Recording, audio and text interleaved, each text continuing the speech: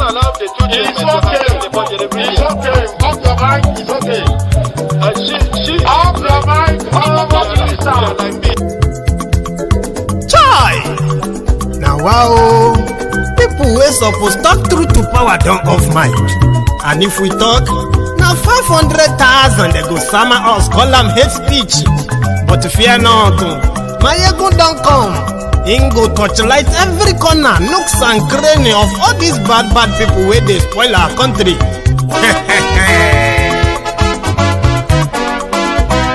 So my people make we laugh, oh, yo. Maiyegun don't come, oh, yo. My people make we shout, oh, yo. Maiyegun don't come, oh, yo. Maiyegun don't come, man of the masses, oh, yo. Maiyegun don't come, oh, yo. Maiyegun Diary Politico, Maiyegun don't come, oh, this one not the off in mind. Maiyegun don't come, oh, and in the touchlight every corner. Maiyegun don't come, oh, okay, some people be they holla say they want the power. Chai, them be promise us say we go get light and power. Nah. Them hustle sote they can't get the power.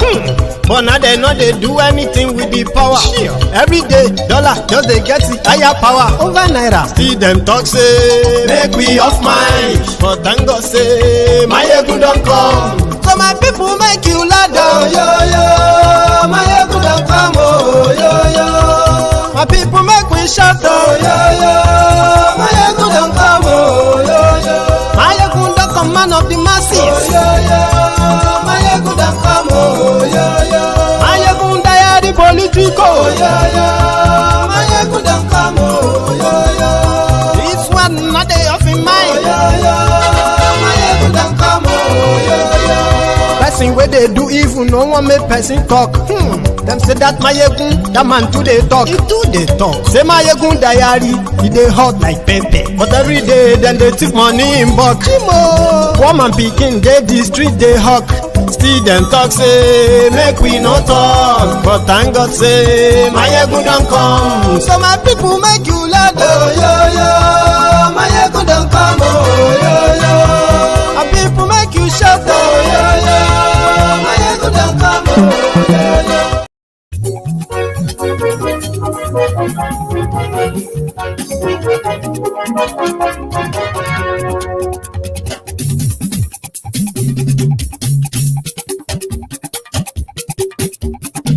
Maiyegun làwa mọ̀ làmọ̀ tó dòdòdò. Maiyegun Diary. Hello there. Maiyegun làwa mọ̀ làmọ̀ tó dòdòdò. Maiyegun Diary.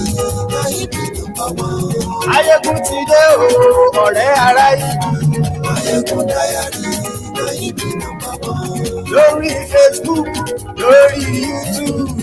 Maiyegun Diary. Gbogbo bó ṣe ń lọ ni Maiyegun já wa sí. Maiyegun Diary. Àṣírí ọ̀jẹ̀lú kì í. Thank you very much. I have fixed that. Bó bá ṣe àní. Good morning to you, good afternoon to you, and good evening to you from wherever you are watching from. It is Maiyegun live. Maiyegun Diary, Diary Politico. Maiyegun Diary. Godfatherism, kò sí lọ́rọ̀ Maiyegun. Maiyegun Diary. Thank you so much for joining me from wherever you are joining from. Remember, share this broadcast. Invite your friends, invite your not so friendly friends, and tell them that Maiyegun today again.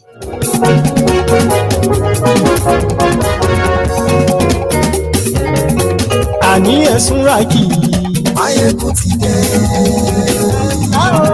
Maiyegun. Do you even know why you are watching Maiyegun right now? Àní. I've always been watching Maiyegun. Lórí Facebook. Maiyegun today. It is called the need to know basis. That's the first step.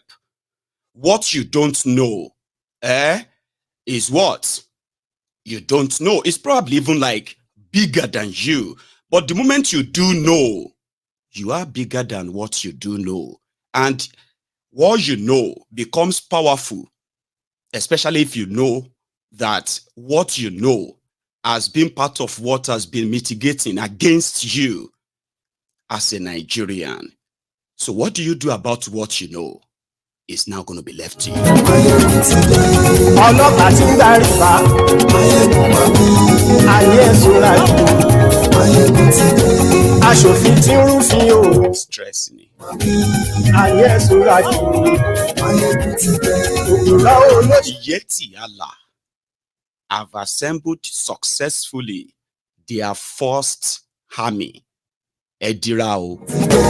Ayé ẹ̀sùn lájú.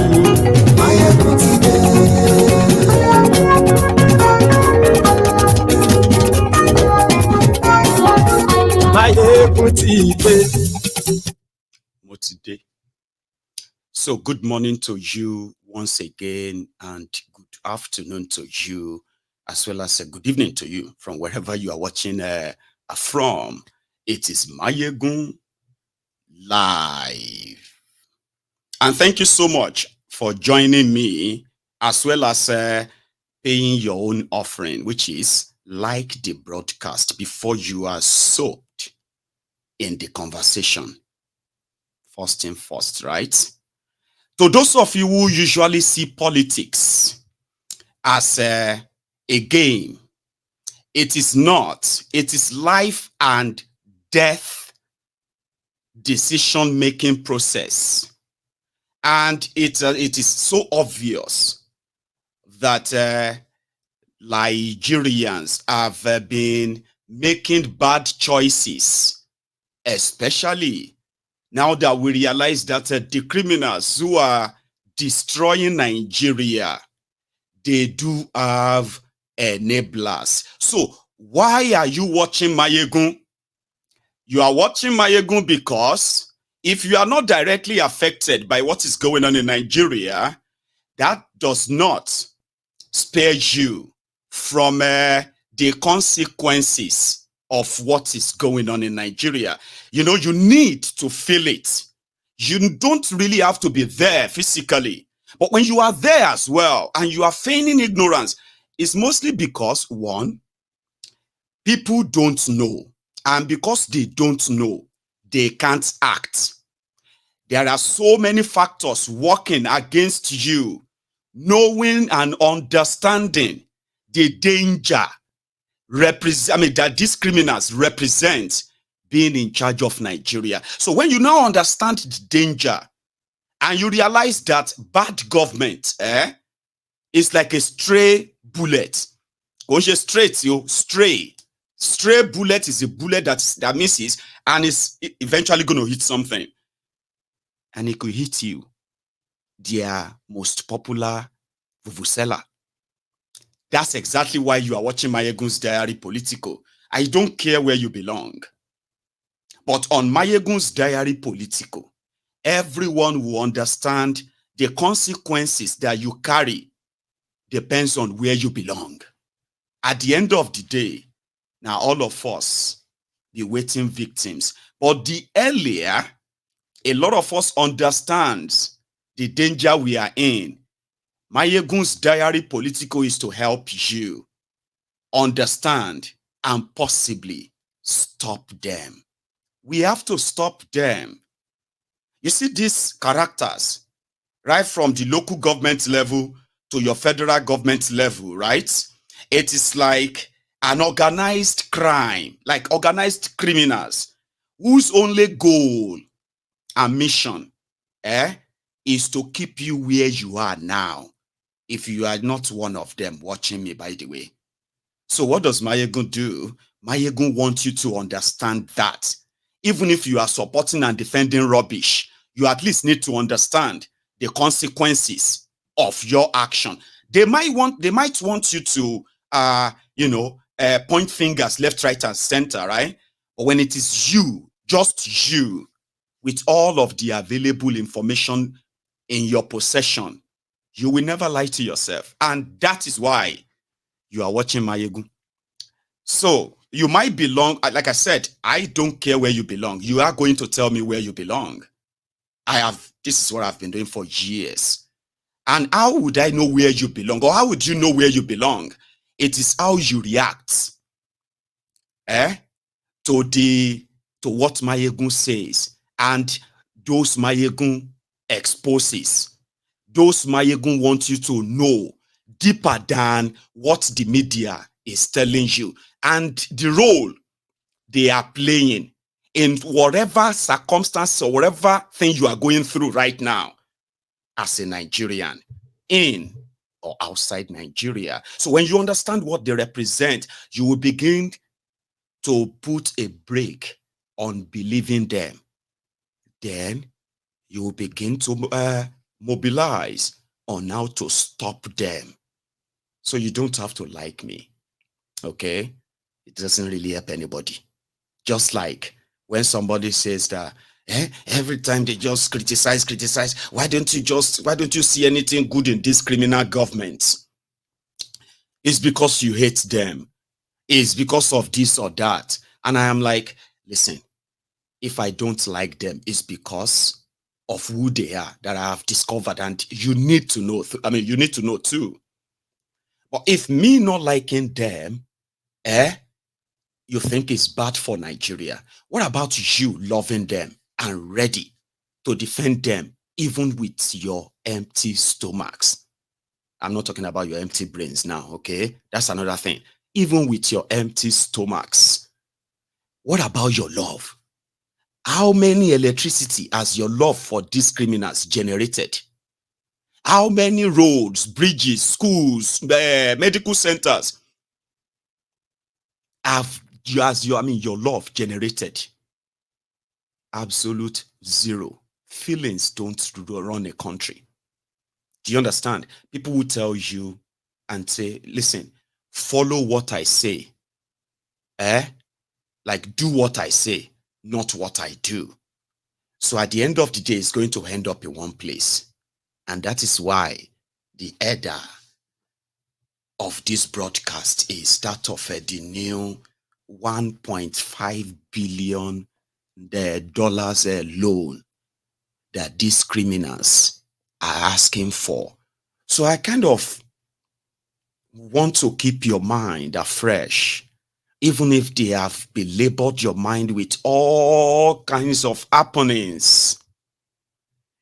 The ruined and destroyed economy of Nigeria was not an accident. The destroyed and ruined security apparatus in Nigeria is also not by mistake. It was all orchestrated to be that way, and that is why corruption became legalized by the rogues that you pay to keep you safe and improve your economy. Before these rogues came in, Bokwari was borrowing money. He had no means of paying back. They were negotiating for different kinds of loans, only to end up not completing one single project that they borrowed all the money for across Nigeria, except the eastern part of Nigeria, by the way, just for the record. They were giving them conditions to devalue the Naira.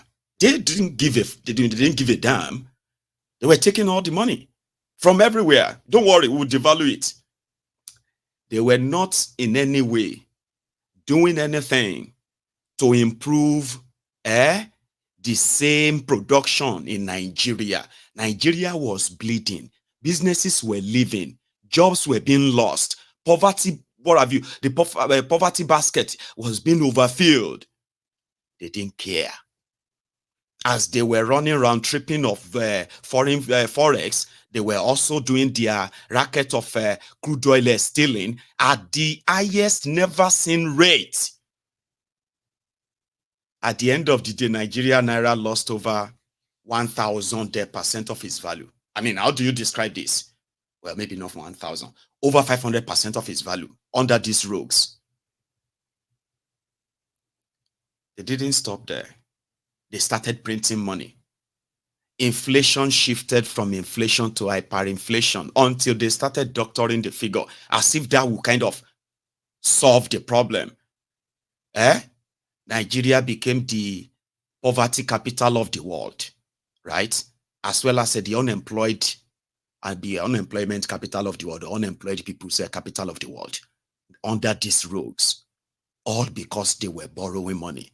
They were completely looted, mismanaged, because they didn't give a damn. 27 trillion naira was printed. Naira. Nobody is asking them where is that money today. Do you know how much is 27 trillion? In the value when Bukwari was there, that's over $50 billion. Over 50 billion. Add everything together. They were still doctoring the figure. They said the debt of Nigeria today is 87 trillion naira. That's a lie. You are over 150 trillion naira in debt. And that is why, under Bukwari, they were using over 98% of Nigeria's revenue. Where would they see money? They borrowed all this money and they said they were constructing rail. They were constructing this, right? That would never be completed. Now, to pay back the loan on all of that, the citizens are jobless. The economy is what? The Naira is valueless. At the end of the day, when they finally get all the money together, the money could only service the loan, not to pay back. Nigeria, the giant of Africa, I be the G-ant of Africa. Smaller G, by the way. G-ant.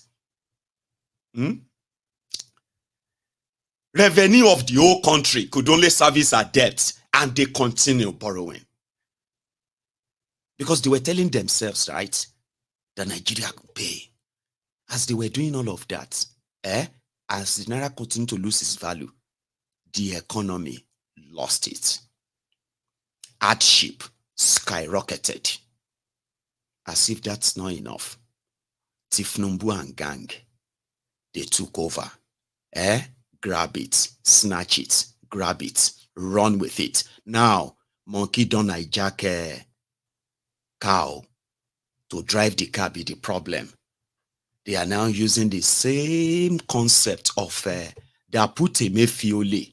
Maybe they are trying Emefiole now because Emefiole did so many deals with Naira.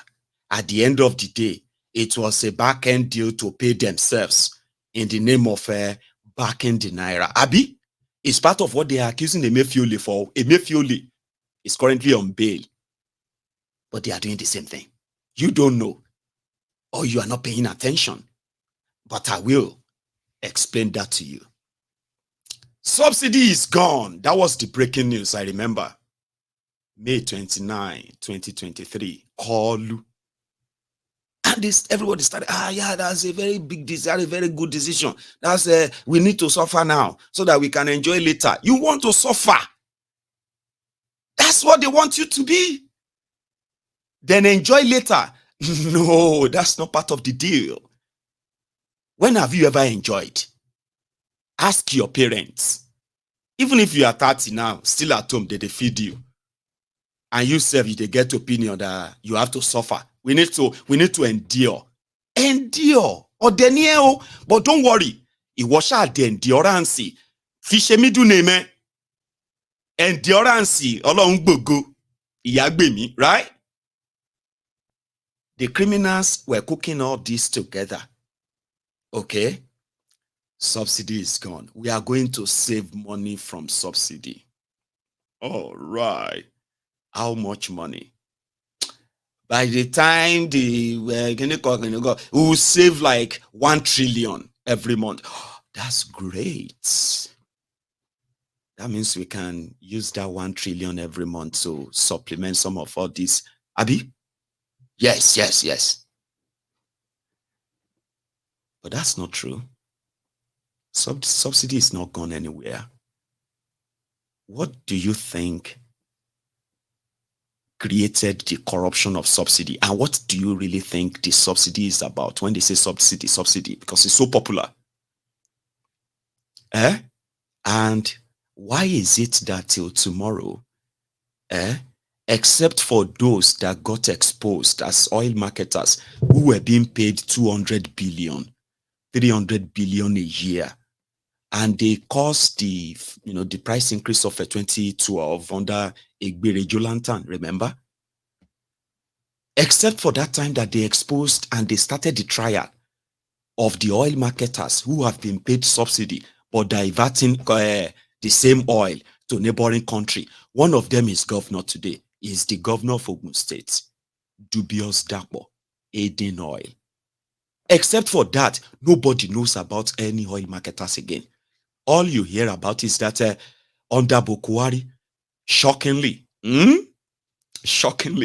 Nigeria that was paying subsidy of 250 billion a year, 300 billion a year, 400 billion.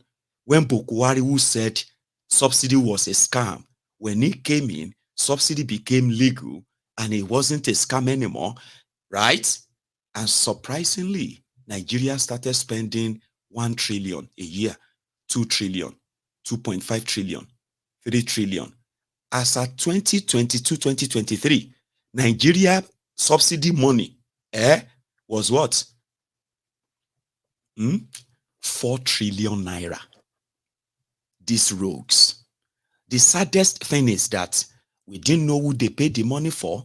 Nigerians pay more for the products, right? That they subsidized more, all right, for that period as well. Until this day, nobody knows who they were paying the money to. And they needed dollar. They were borrowing money to give their friends. Here you get. So now those ones were like, if subsidy is gone, that's fine. And now Naira is in the gutters. We need to provide the dollars for us, and this is the equivalent of what it's going to be. By the time we put all of this together, a liter of petrol in Nigeria will be 1,250 naira.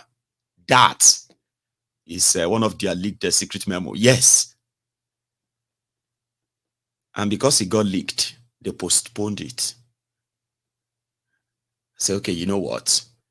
Since we have already told the people that subsidy is gone, we'll make sure that we subsidize your dollar. Here you get. So where everybody is buying dollar for 1,200, 1,300, for you, we'll give it to you for 150. Is that all right? Is that fair enough? So that you can still keep the price normal. Well, that's fair. So what about the dollars? What happened is that we don't really have dollars in the Central Bank of Nigeria that can cover that kind of payment. But what we are going to do is that NNPC and UBA, they are talking to the Afrexim Bank on our behalf to give us $3.3 billion loan. So once they give us that loan, we intend to give them $12 billion worth of crude oil.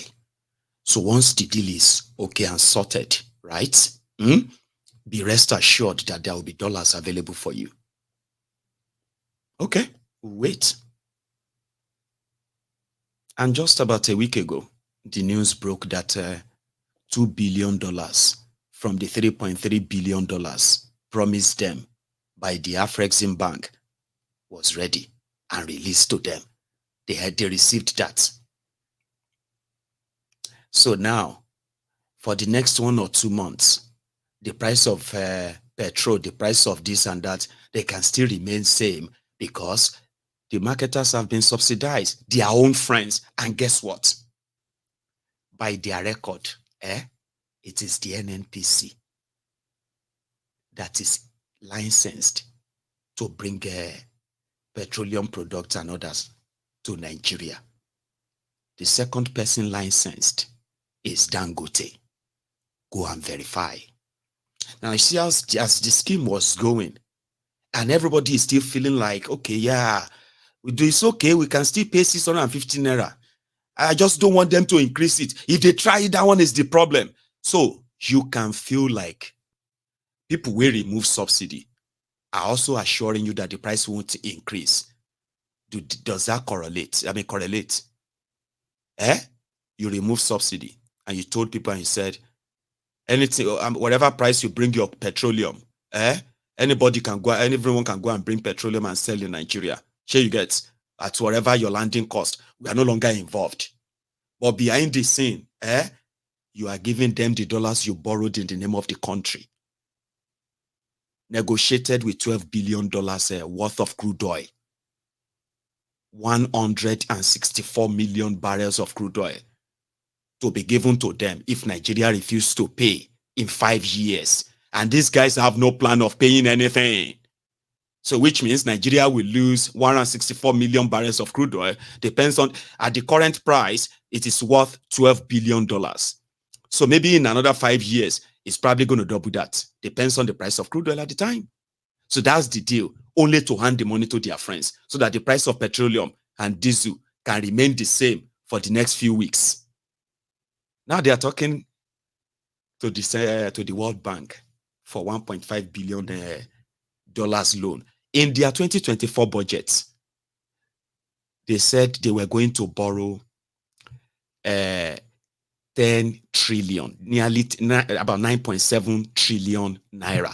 If you put that into the exchange rates, it's going to be somewhere around $9 billion. They already put that in there.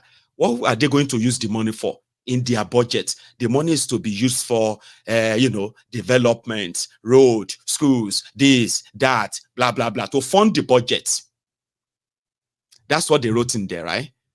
Also, last month, in December, which is last year, their Senate approved $7.8 billion loan request of Tinubu to fund the budget. And then another 100 million euros to fund the budget. So these are money that they can go and borrow to fund the budget. But guess what? They want to use $1.5 billion to defend the Naira.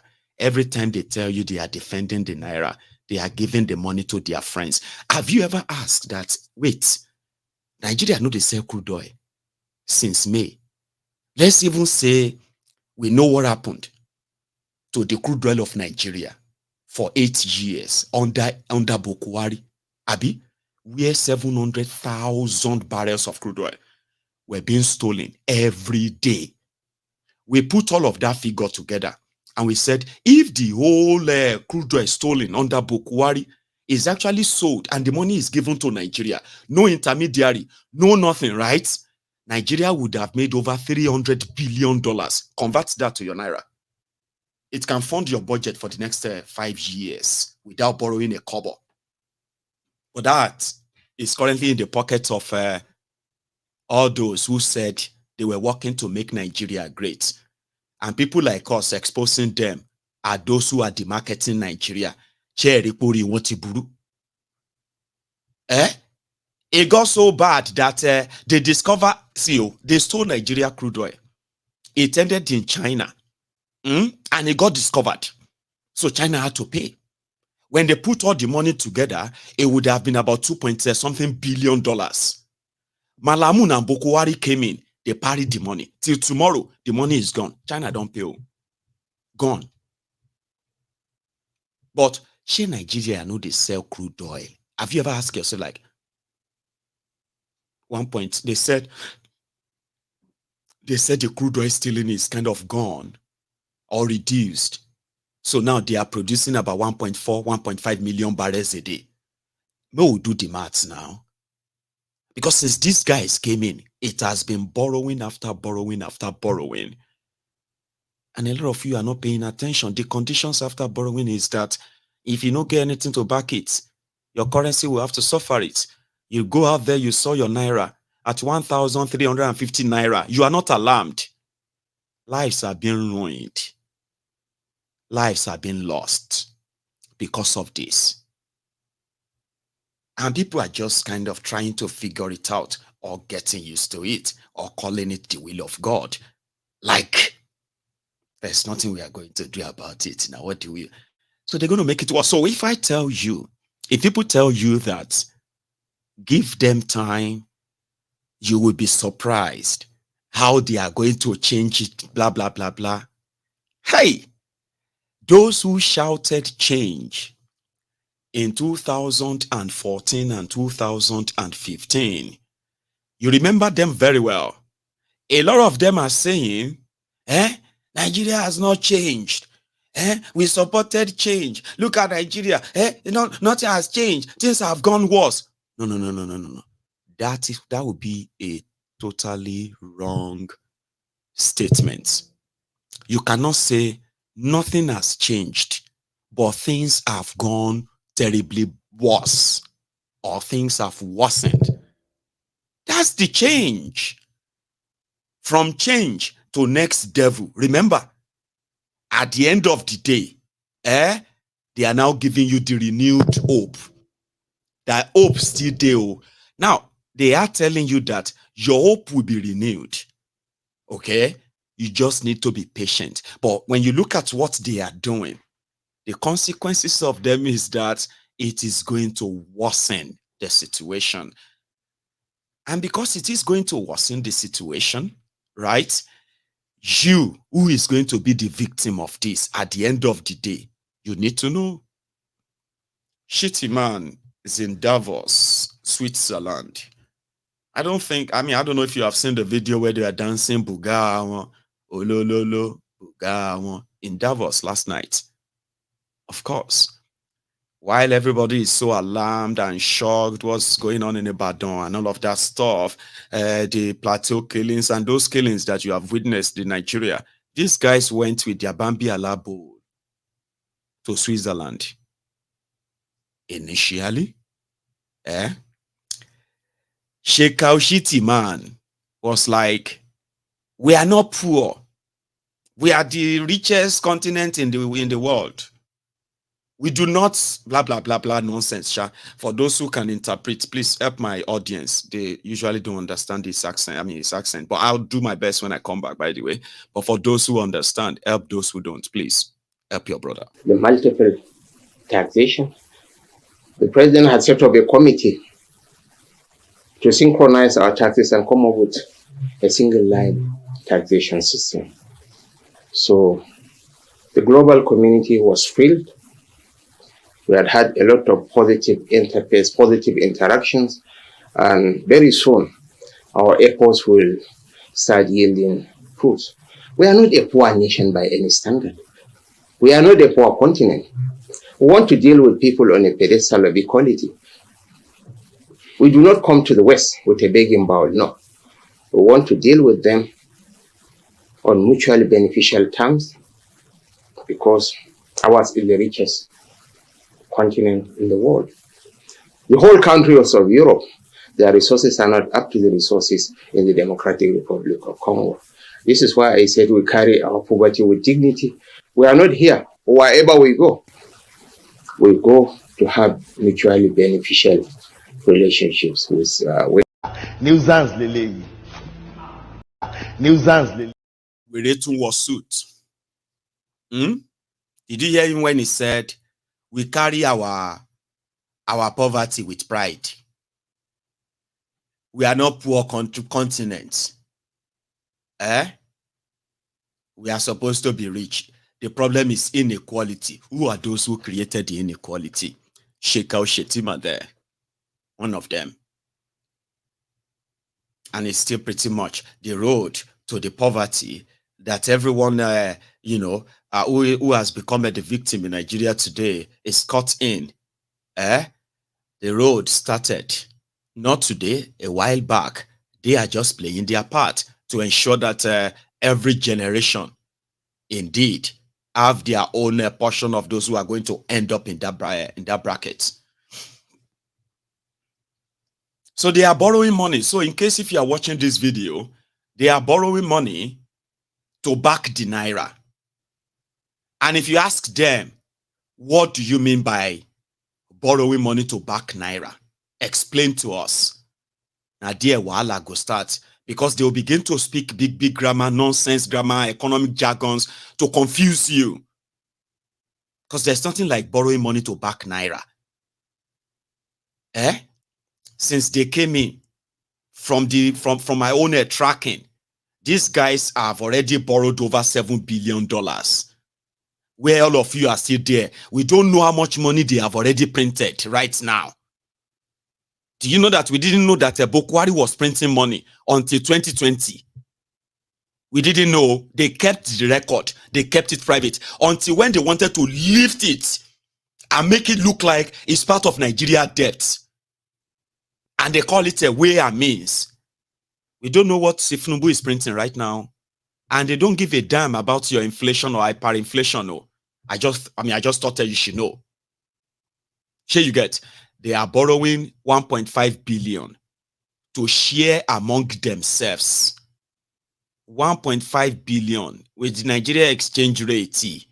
That is over 1. What am I even saying? That should be nearly 2 trillion naira. 2 trillion naira. They will share it. So the reason why dollar can skyrocket is because if they are friends who they say are oil marketers, the moment they say they need dollar, and they have to go out there to source for it, that is the moment you're going to hear that Nigeria Naira is now 1,800 Naira to the dollar. Every available dollar that gets to the hands of these guys disappears within weeks. And when the money is gone, they started hunting again. But you are waiting because they told you they were going to give you student loan. You actually have no clear understanding of how that is going to be anyway, right? But they said they are working on it. Didn't they? They are working on it. So you are waiting for that. Abi, you are waiting for them to construct and then, equip your hospitals, your schools, pay the staffs and employ enough hands to actually work in these places, Abi. You are waiting for that. But the moment the money comes in, they already have a plan for it. And if they feel like the money they are squeezing from those of you who still have taxes, who still have jobs or anything they can tax, these ones will tax you out of business, by the way. It's not a good news. It is a bad one. And that is why I said on MaiyegunsDiary Politico, the reason why you are watching this video is not because I want you to hate people. I just want you to understand the situation that we are all in. So if you find means of defending any of this, what you are doing to yourself and your own generation unborn must be well understood. You are ruining them and they are going to end up in the poverty created by these criminals that you think probably have something to do to change your situation. They don't. Their plan of fighting poverty is to hand money over to hand you money. They have no plan of investing, the real investment in your economy, the real investment in your infrastructure. When they do all this, when they say they are building road, it's simply because it is the easiest avenue to steal money at the same time to launder the money. And that is why sometimes we ask ourselves and say, listen, you see everybody where they go to who are like a science student and they later turn out to become civil engineers, construction engineers, and all of that, engineers and all that. And then you have what do you call it? You have the local engineering companies as well, like who says we are engineering companies, contractors and all that.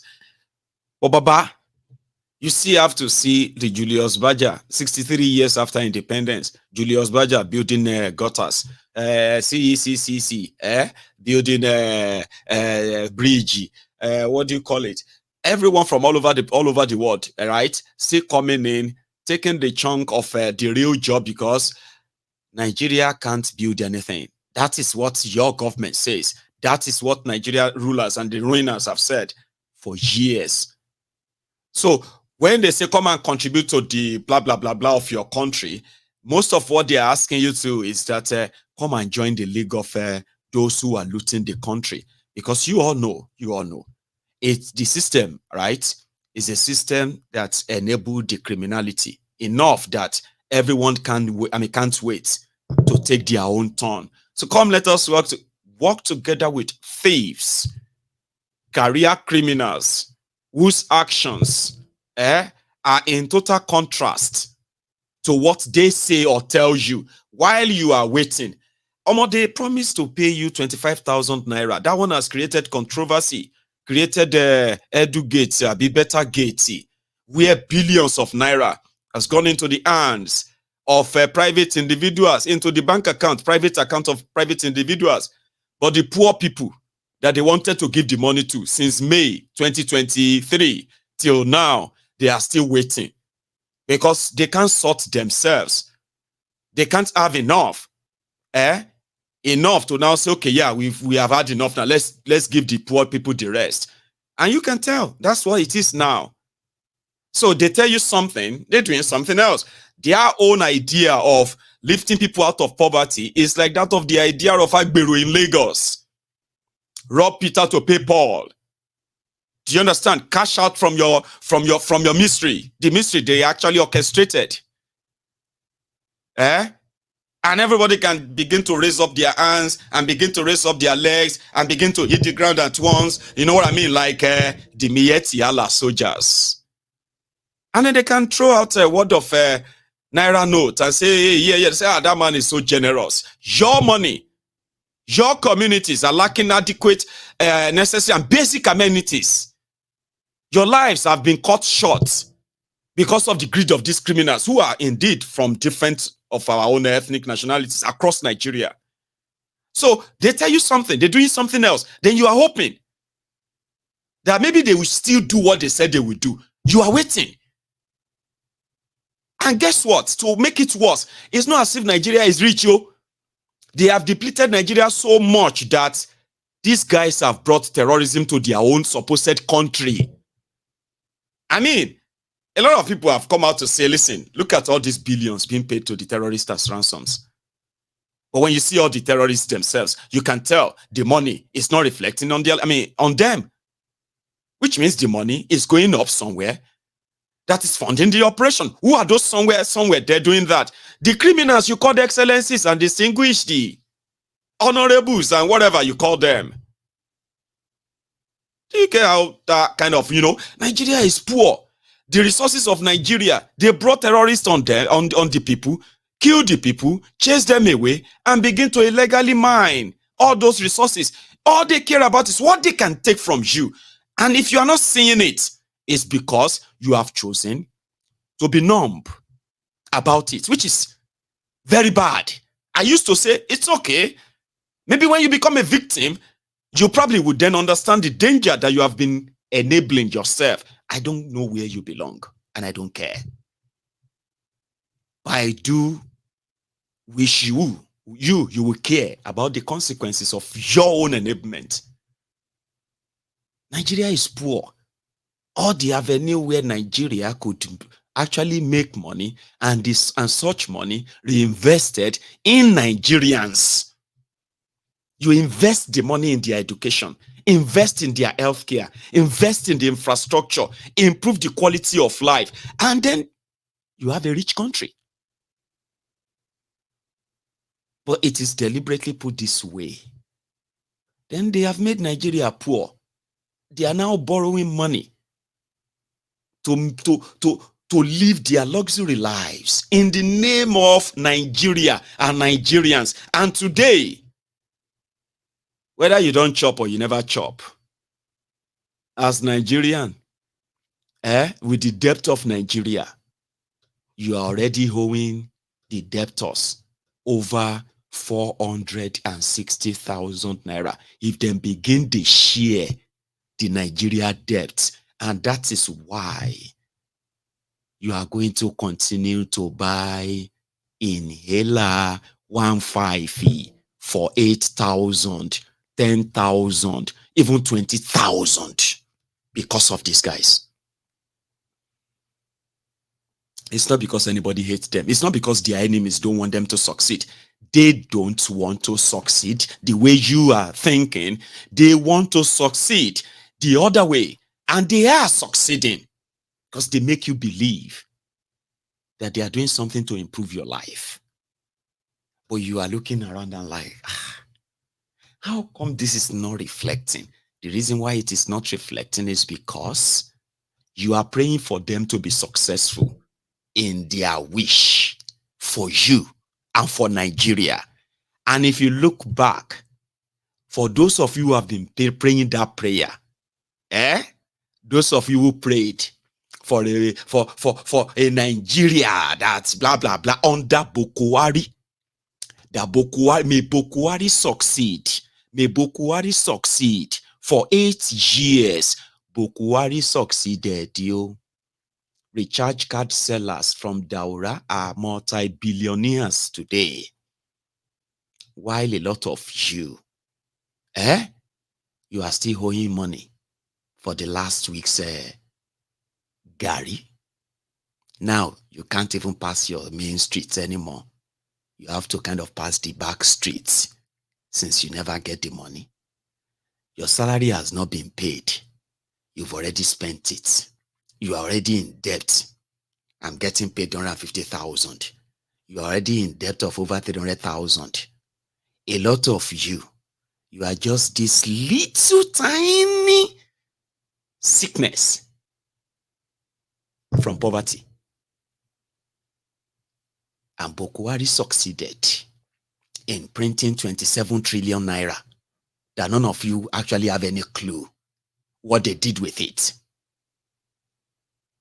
But you're going to pay. You are going to pay with hyperinflation, worthless naira, epileptic power supply. Because by virtue of what Nigeria is now, Nigeria cannot build anything without borrowing money for it. And the crook who are borrowing, they are still stealing it. You see, saying a double jeopardy be that. So when you pray for them to succeed, you might actually be praying in reverse against yourself. And that is why you are watching Maiyegun, to make you understand. Actions have consequences. Elections have consequences. That one is popular. Elections have consequences. Be careful of what you pray for. And today, they've told Nigerians they are borrowing $1.5 billion from the World Bank. World Bank. For those who know better. Poverty is sheshebereni. If you don't stop them when they are done, a lot of you will wish you were never born. As sad as that might sound. Because you see, these guys, they don't give a damn. If you don't stop them, like I said, one single accident, one single sickness, one single attack or invasion, just one single stray bullet away from poverty. For those of you who are still keeping your head afloat right now. This is our country. We don't want war in Nigeria. We don't want this or that. What a war Nigeria? Oh, Furani. Refugees everywhere. Tell me, where else do you have over 10 million people living in refugee camps across Nigeria? Anywhere in the world? Please give me names. Syria fought war. They don't get 10 million refugees. Yes. And the number is growing. Internally, Iraq fought war. Iran is there. Afghanistan, that Nigeria is tilting towards gradually to become Nigeristan, is there. 10 million refugees. The Sahel, where the terrorists came from, all of the countries in the Sahel, they don't get 10 million refugees. So Nigeria get refugees inside Nigeria. They still get refugees inside Niger Republic. Nigeria get refugees in Cameroon. Shotigbori. And we are not fighting war. We are not. The criminals continue to take pictures, photo ops, and the rest of that to show you that they are doing something. But when you look around you, you're asking yourself, why are we not seeing any? What have you? No. You will see it. The last time Miyetti Allah, the first time the Miyetti Allah came out,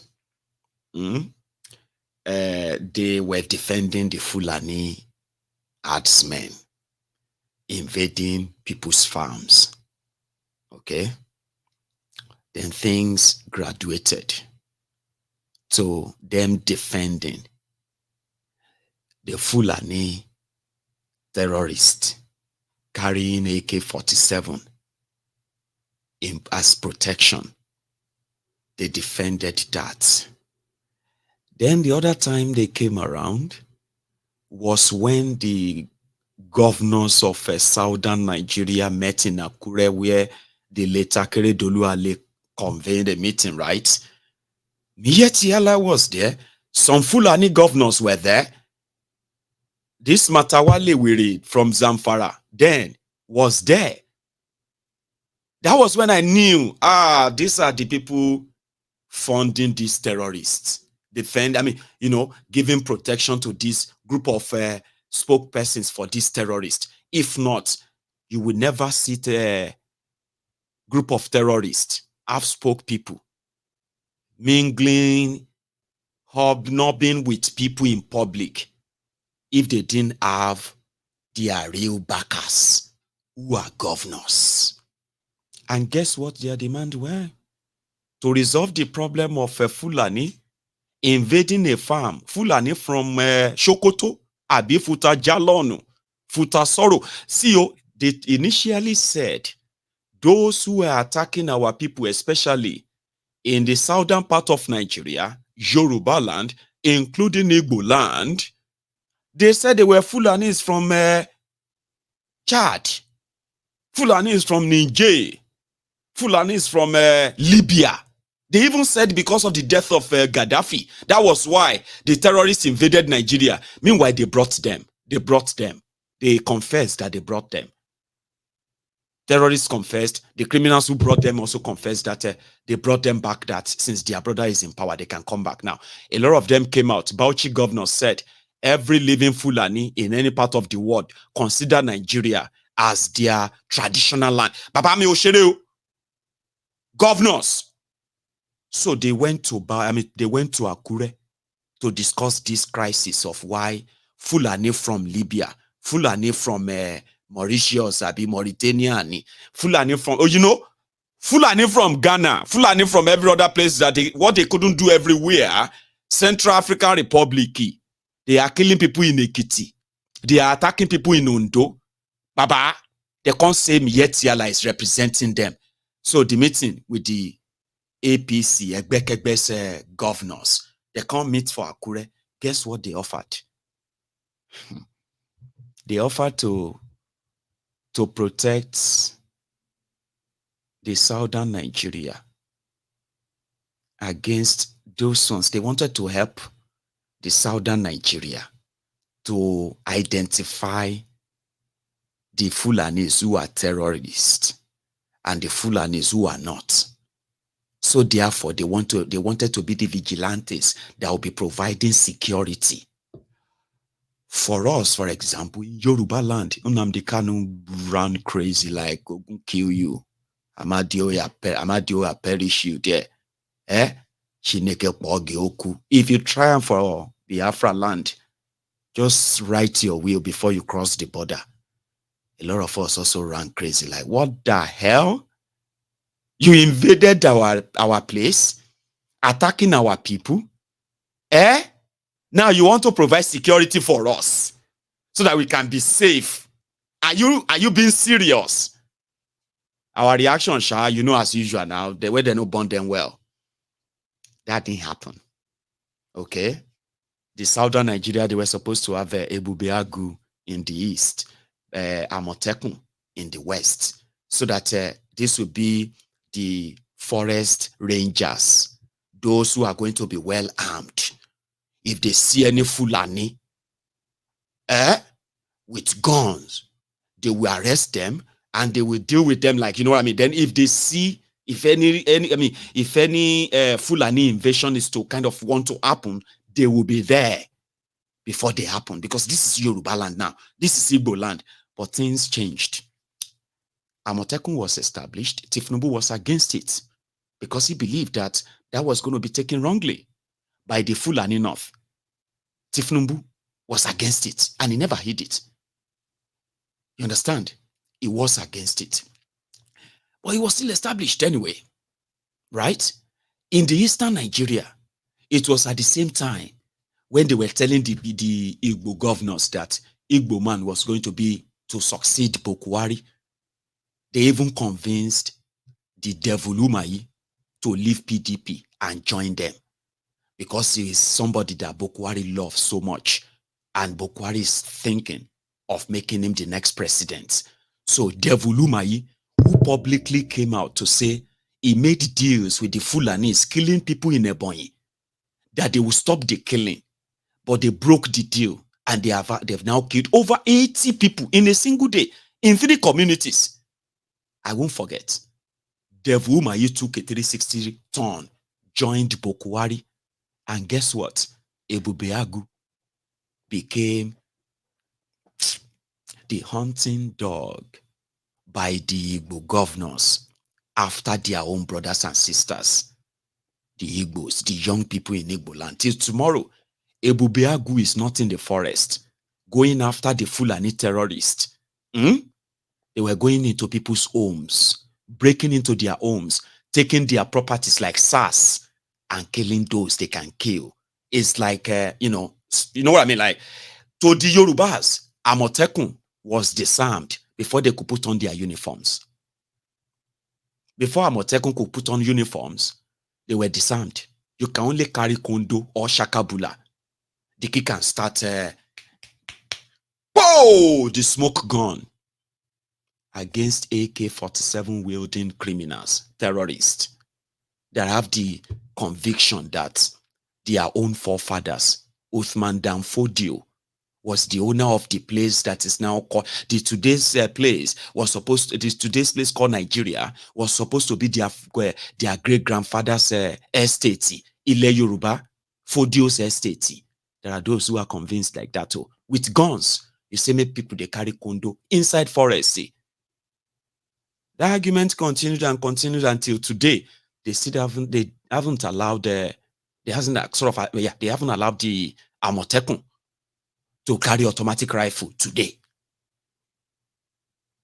Well, cut the long story short, the news broke and they said what could not be done in Igbo land, what was rejected outrightly in Yoruba land, especially, they said that a state in middle belt part of Nigeria, Nassarawa, they've launched it.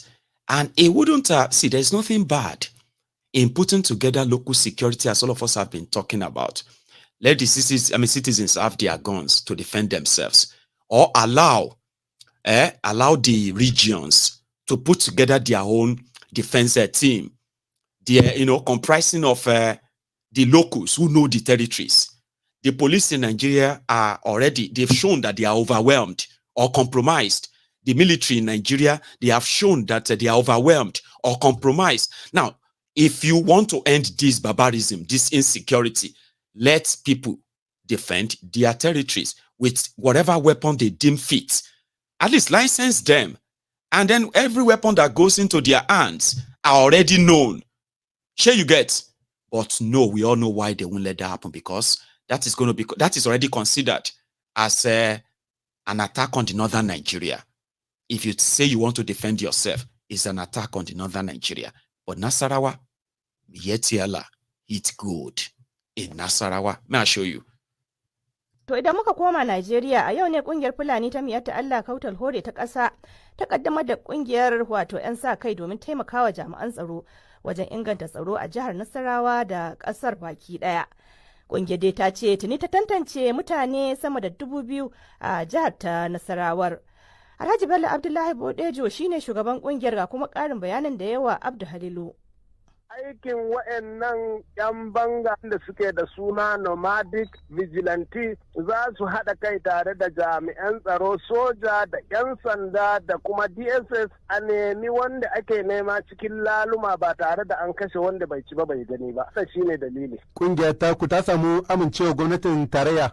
Muna fata ta samu amincewar gwamnatin tarayya ko kuma hukumomin tsaro domin saboda mu abin da muke gani da cewa taimaka ma gwamnatin kanta za mu yi kuma za mu taimaka wa gwamnonin Najeriya ne akan wannan abin da muka ɗauko. Suka ma a Nassarawa mun yanke hukunci za mu kaddamar da mutum 4,000 amma yanzu muna da data wanda muka tantance mutum 2,140. To kaga gidajen da aka ɗauko wa'annan mutane har 2,000 ya nuna da cewa mun san ina ne gidajen suke kuma mun san da cewa a watakila da akwai wahala ya zamanto wanda muka sa ya kasance akwai ɗan ta'adda a cikin gidansu ya bari. To muna fata gwamnatin tarayya ta fice mu, gwamnoni su fahimce mu, haka zalika jami'an tsaro su fahimce mu, taimakawa ƙasar nan muke so mu yi. Mun fara da jihar Nassarawa, ina fata nan da wata 6 duk wani al'amari wanda yake faruwa a jihar Nassarawa ba za a sake jin shi ba insha Allah.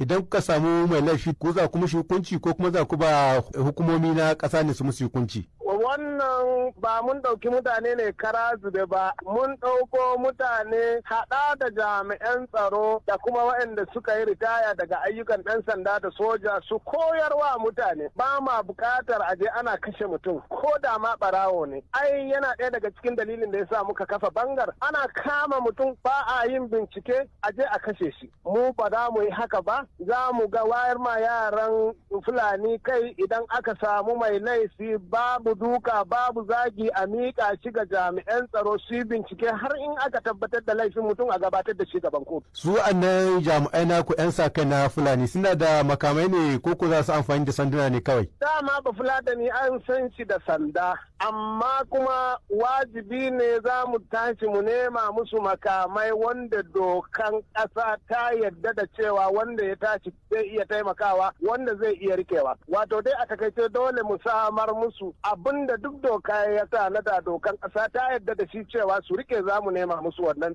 Ita wannan kungiya taku menene za ta yi sabo wajen gudanar da aikinta wanda zai bambanta da na sauran kungiyoyi da suka gabata shekara da shekaru? Zan tabbatar da cewa ba tare da an samu 'yan ɓata gari a cikinta ba kuma har su Bello Turji ko ina suke za mu kira wasu ba tare da ɓata lokaci ba su taho domin su haɗa kai tare da jami'an tsaro a ƙasa a gera ƙasa ba tsaftace tsakaninmu mu gyara sunan da aka lalata mana a Najeriya. Alhaji Bello Abdullahi Bodejo shugaban kungiyar wato Fulani ta Miyetti Allah kautal hore ta ƙasa. Now let me explain this to you in a way that you should understand, all right? Fulanis are non-indigenous people to Nassarawa. They have no, ancestral connection to Nassarawa. The same way you have all the Fulanis in our forests across the south is exactly because Nassarawa's proximity to the north as well over the years. But somehow, they've managed to get to the pinnacle of the politics of that state. In fact, Nassarawa is an example of what Ruga was to achieve. The real indigenous people of that Nassarawa, who are not Fulanis per se. Like I said, they are not Fulanis, okay? But when they were doing the gazetting, creation of state, creation of local government, and all of that, the tiny population of the Fulanis in the Nassarawa forests, they were given local governments too. And all it takes is just to say, I have said to the so area, everybody, you can come now. And the moment they have more than 100, 150 of them in a place, that place automatically become theirs. Not because they pay for it, not because they speak to anybody about it, but just because Uthman Danfodio estate is what Nigeria is. So they use their influence at the upper level and they created local government for them. The entire local government in Nassarawa, I think, is 10, Abi 11. How many local government in Nassarawa? 10, Abi 11. Fulani local government there. I think it's about 2, Abi 3. No? Nassarawa people who are watching me, help my viewers. Tell them, give them your stats. But guess what?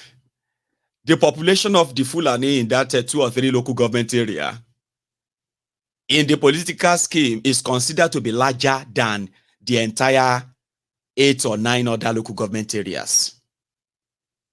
I'm telling you, that's where it is. One of them is governor, and now they have an army. At a point, garbage shewu, abi garbage isiewu, as Showore likes to call him, told us that Miyetti, the spokesperson, the spokespeople for this terrorists, they are also like traditional cultural political organization, something like to say they represent the Fulanis. Like you have a Afenifere, like you have a Pandefu. These ones are those from the Niger Delta, Pandef, I don't know. Anyway, like you have Ohaneze Ndigbo. That was what Garbage Shehu said, describing this Miyetti Allah. Their leader actually works like a governor. I know he's got his own convoy, he's got his own military, DSS, all of them kind of guiding him. He's like a big shot. That's him in that crowd. Did you see the army? They said Afenifere, Ohaneze Ndigbo, Miyetti Allah. They are the same. Can Ohaneze Ndigbo adopt IPOB ESN, please? We'll try something. Ohaneze Ndigbo.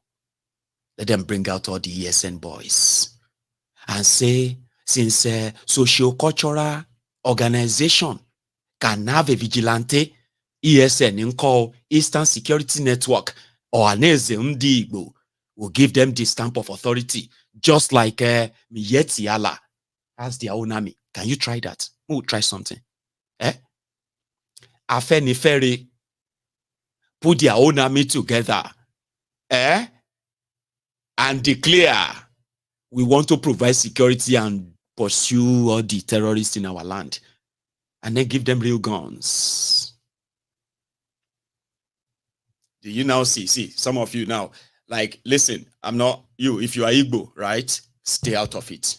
Okay, please stay out of it. I'm talking to non-Igbos now. How do you feel?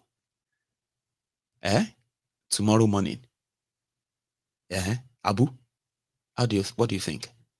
Tomorrow morning, Ohaneze Ndigbo, bring out at least maybe just 2,000 out of over 20,000 ESN officers, okay? Just 2,000, like Miyetti Allah. What do you think? That should be like equality, right? No, that cannot. Really? Did you see the inequality called Nigeria? Did you see the injustice called Nigeria? Do you now see the many Nigerias instead of one Nigeria? Do you understand that? That is why Nigeria needs to break up. You cannot run a country like that. Generations who watches their parents suffered, they need to know why their parents suffered. And if they want to avoid that same fate, then they must act differently from their parents. That is why you are watching MaiyegunsDiary Politico. That is why. Politics is not game. And if you think a country can be run that way, like, then you are not thinking, or possibly you are not actually thinking right. It's just a matter of time. In, I think it was around March or April, Adisirika moved the headquarters of Federal Aviation Authority of Nigeria. Is that not what is called the FAN? From Lagos to Abuja. And few other things like that. And a few days ago, you heard that they were relocating some operations of the Central Bank of Nigeria back to Lagos, and that has sort of raised some dust. So many conspiracy. Why Lagos? If you want to decongest Abuja, must you then go take them to Lagos? Why not Uyo? Why not Onitsha? Why not Udogbolu, my town? At least use them to develop, that kind of a thing. People were asking questions. There must be something. Lagos is already congested. Like, people's lives are shortened because of the life they spend in traffic and all of that. And that is true, by the way. Like, it's health hazard. They kind of experience, a lot of you experience in Lagos, right? No rest, no nothing. Like, man, no light, no, what the hell? Now, strong, kind of like, let's be honest, though. Sure you get. Why would you take them to Lagos? No. We are bringing more. And right now, part of the conspiracies that are flying here and there, one of them is that, you see this insecurity in Abuja? Tinubu and his people. And you can tell who is likely going to say that. It's going to be Abiaudu from Borno North, Abi Kaduna North. Abi is primarily Sokoto. Because they probably don't live in Abuja.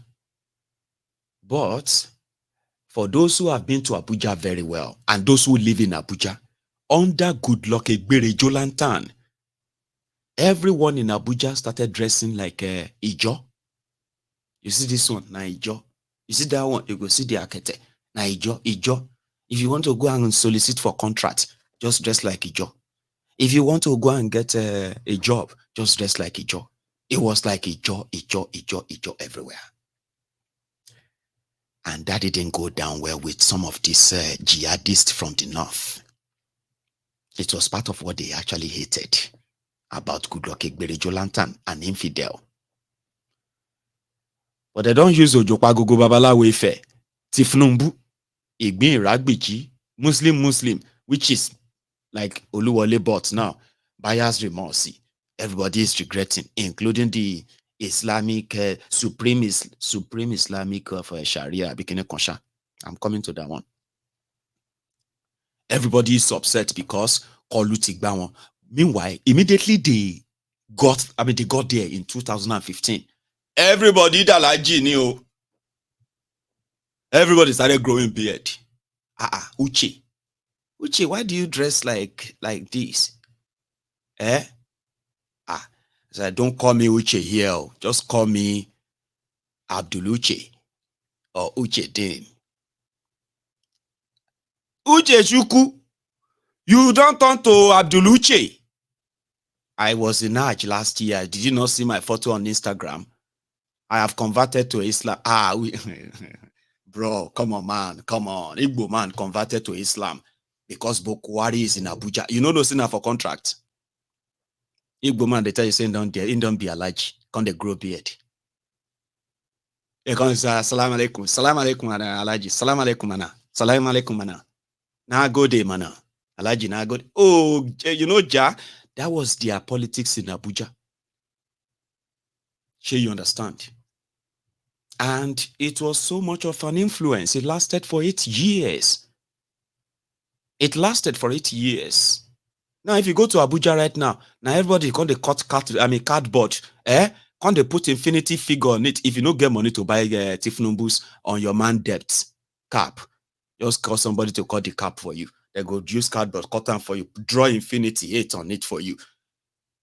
Almost everybody want to wear the infinity for Abuja now because it's like you want contract, wear on your man debt.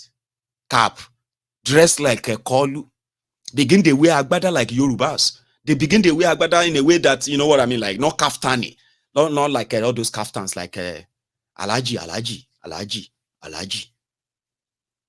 That is not really comfortable with some of these guys. Now, Tinubu don't they relocate some of the things that actually gave them more job opportunities, even if they don't kind of qualify, unfortunately. Now, Kolu is saying is decongesting Abuja. Abuja is congested like Lagos. I want to be found and taking it back to Lagos simply means that some of you are going to have to look for another job. You now go here, just pay attention. Here you get. Some of you would have to look for another job if you are one of those who are like the people who go, I don't know, right? They said it was in Lagos. Now, this Irika to satisfy the North. So this is how they run Nigeria. This is why I told you it is a waste of time to think that what Nigeria needs is just leadership. See, they will destroy Nigeria beyond repair. When they are done, like the military did, they will come, you see, they can allow somebody who can actually really work and begin to put things back normal, little by little. Even if the corruption won't disappear, but it won't be this bad. They won't be this insensitive. That one will come. Everybody will come, they feel like, it is better there. People that have been denied water, all this why, you can't they give them bottled water. You know how they are going to feel. You're going to be like, you are angel. Thank you so much. Thank you so much. Water. Some of you have never been in that situation before, right? Oh, you have no idea. So it's another person. They will now kind of, all these thieves, they will just disappear. They will just do an election that will look like, say, somebody won. Everybody will be happy. Everybody will be saying, let us see where, this or that. Like you were so tired of PDP 16 years, right? You know how tired you were of PDP?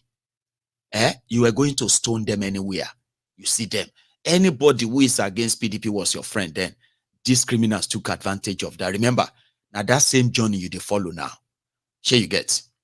But it's just that unfortunately, this one is a worse one. Because in the history of Nigeria, it has only been the time when the Southerner is in charge of Nigeria that you've actually had record of recovery. Not like you were there. Go and check the history of Nigeria.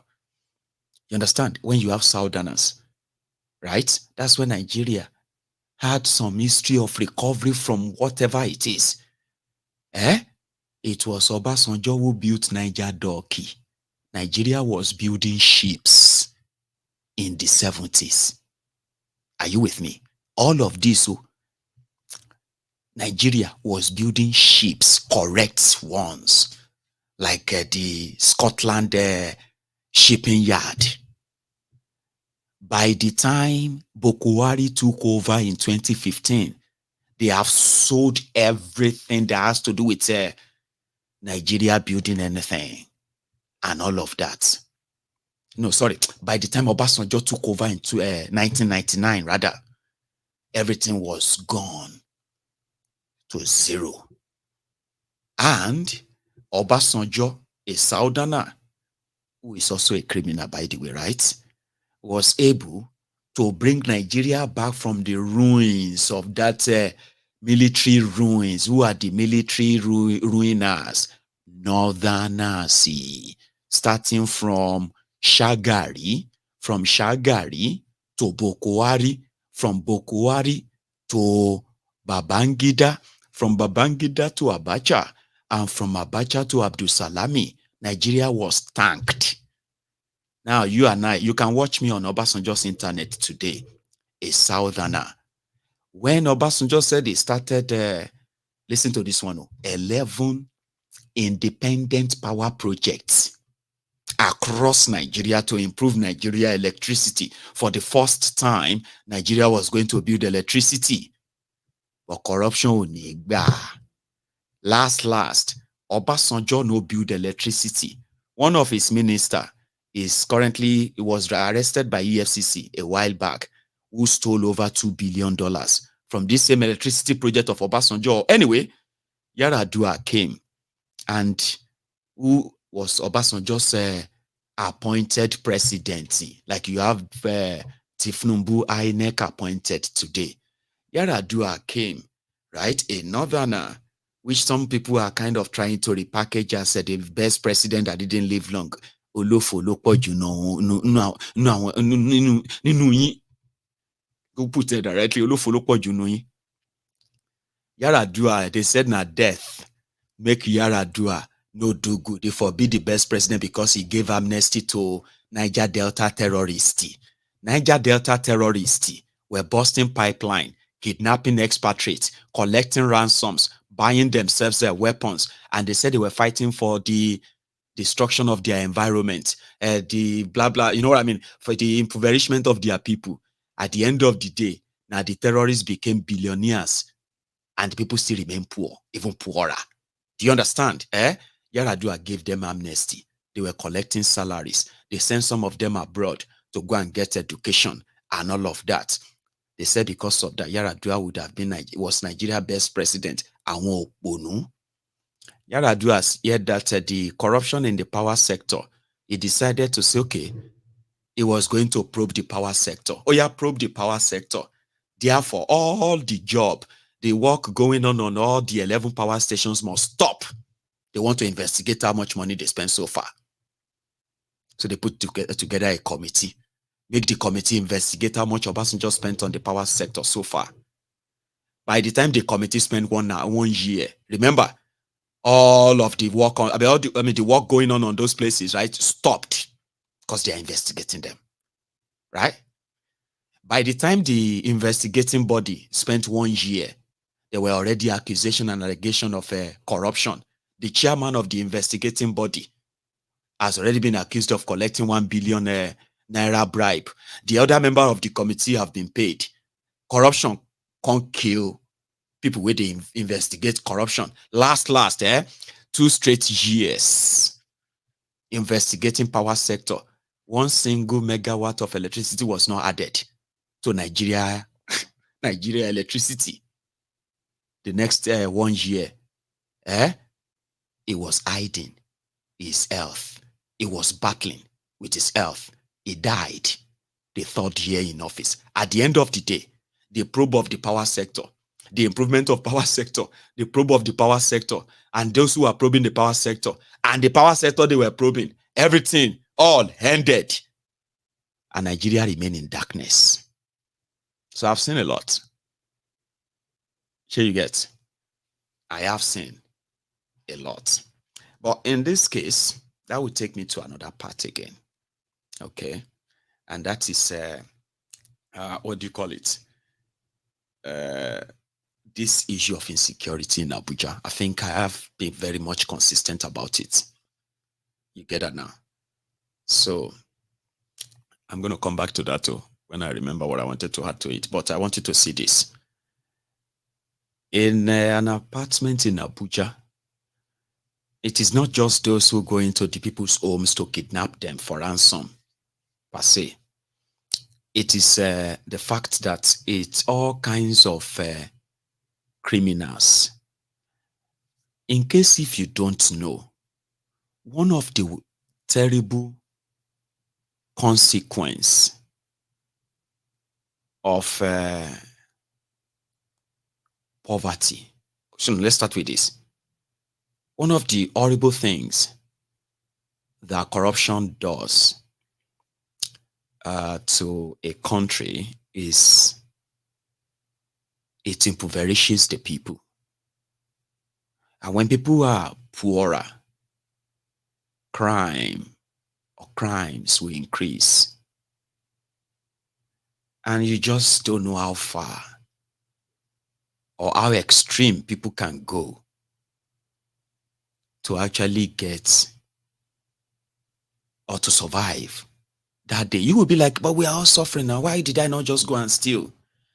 Because there's still part of your sense that says everything is going to be fine. Do you get that?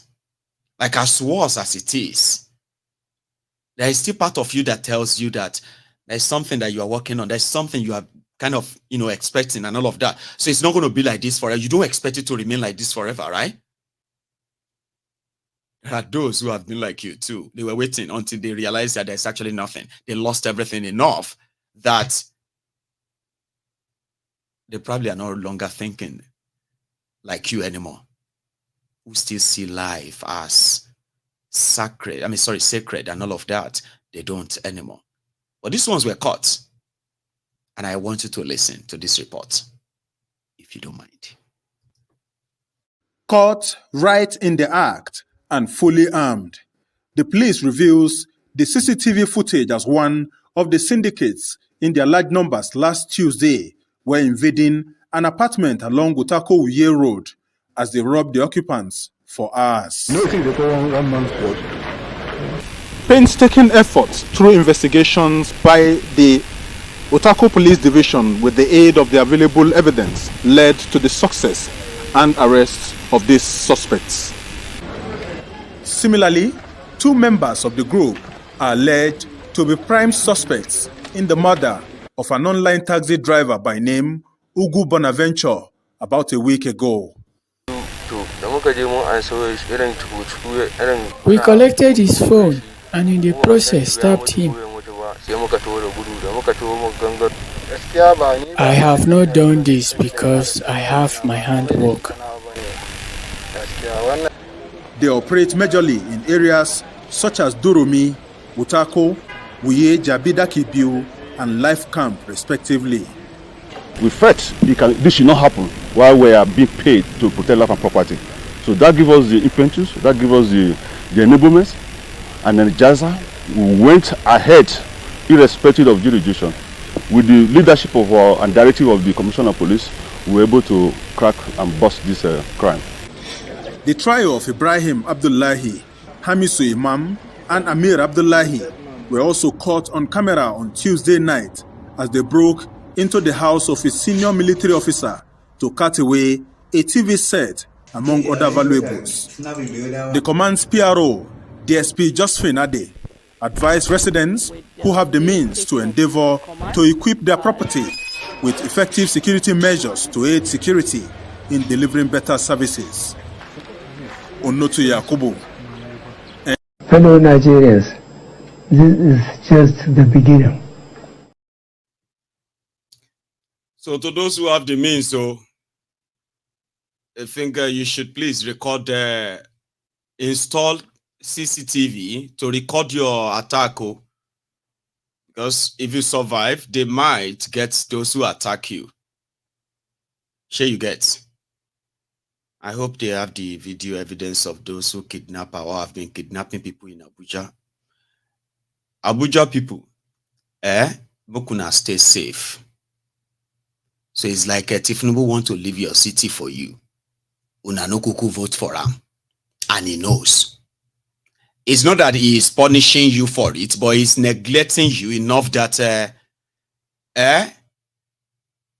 you must know that there is consequences for your own actions too. Unfortunately, not like it should be in the bad way as it is. So it's the same everywhere. I'm just saying, Abuja used to be very safe. Today, you are one of those who are very, very extra careful. Your estate is no longer estating. Your privacy here and there and your opulence and whatever it is, it seems like they are no longer immune. And from what people are saying, maybe Kalu want to actually leave the city for you, make everybody kill yourself if you don't want, you know what I mean? Like, in go return to Bodilon. Abi Don Barracks. And from the other people who are like so paranoid right now, it's quite interesting to see, by the way. Here you get, like, see people who threaten others. Those who threatened others because of Tinubu. Especially those who are like the northerners. Who knew what they were doing. Because somehow, I won't lie to you, this is also true. Some of them believed that with the way Kalu was during the campaign, if he no last, and the power will return back to northern Nigeria, and all of this whole thing will be gone. Just same way, the Tinubu and his own camp, when they nominated Pastor Ruga Ikene Shatabandu, Oshimbade, Agboworin Baba Oja. When they nominated him to be with the Bokwari, there were also evidenced expectations from Tinubu's camp, make Bokwari call, making just spying and the power just come straight down to the West without too much wahala. Sure, you understand? And Northerners were paranoid for 8 years. That was why they did their best to remain numb, even when the terrorists were slaughtering them, slaughtering the innocent people. They ensured that especially the Christian North, who staged different protests on how they were being killed. Baba, the Islamic Sharia North, they kept mute. They wanted, leave him. They say even if Bokwari is dead, his dead body will do 8 years. I won't forget that. Some of them are now, they run mad now. And it's really, really beautiful to see. People were threatening you less than a year ago. They cry now. That Tinubu is a very bad person. You see this Tinubu, it does not mean well for the northern Nigeria. In fact, we believe that this Tinubu is going to move the capital of Nigeria out of Abuja. That would be great. I want to see you mad. Not because I like Tinubu. No, I don't give a damn. But I would love to see you mad. I want to see videos of you, your people, your leader, everybody run mad.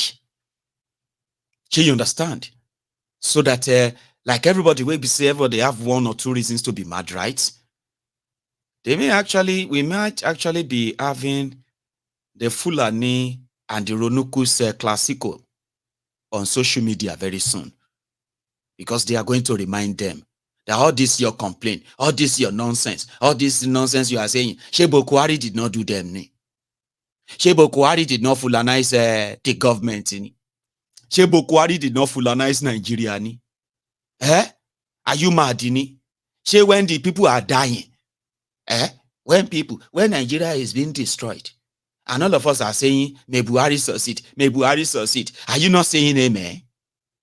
Are you not saying amen? Abogun won't kill you and kill your sultan. So it is our turn to destroy Nigeria now. On account they say you are now feeling suspicious. Ogun kill you. Very soon you will be seeing their fight on social media. Just get ready. Because as I am hearing right now, they cannot take this. This is absolutely unbelievable. All of this plan. They are paranoid. Now then they cook conspiracy now. And I love it. So Kolu met with the Islamic Sharia Council, Supreme Council of Sharia. That one of their leaders said yesterday. Make us see if I still have the copy of what he said. So that I can tell you that all it took is just an invitation. And they said they have advised Tinubu to please rule Nigeria with equality and fairness and fear of God. And I said, all he's going to take, Baba, is just one visit. It's just waste of space. One of them who said yesterday, I'm talking about that one that is called the Adiyatullah. I'll read them to you. He said, in his words, he said, the Nigeria of today is too bad. What we are buying at 200 Naira before is 2,000 Naira now. We have a scarcity of Naira still, and unemployment is escalating. Nigerians are not enjoying the new government at all. I don't want to go personal. Baba, go personal. Go personal. I want you to go personal. But the Sharia Council helped the Muslim ticket to be successful. That's what Adiyatullah said. However, I said, I don't want to go. No, I've passed. I said, we campaigned and supported this government until it came to power. But we are suffering.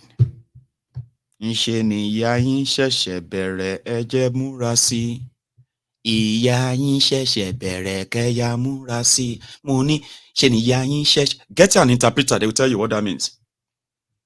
But it just, all it took is just an handshake with call, me, you don't talk like that. You cannot talk like that. I've not seen you all this while. I've seen your missed calls and all of that, but boys, we see you now. You're suffering. No. We are working hard to make sure that people are not suffering. Àwọn àfáà wa ń lọrin kọ́ leléyìí o. Àwọn àfáà Sokoto leléyìí. Sharia Council.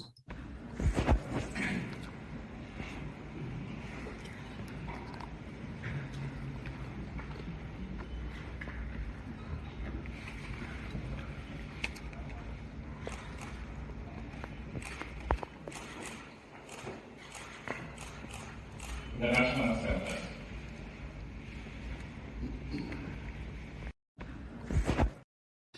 Did you see that that man see with Abina Wood? I think it's just wearing a head cap or something. Abina just me. Well, ni Mazi the Sharia Council. Abi they just meet together. They might show you again. Because it's not just me.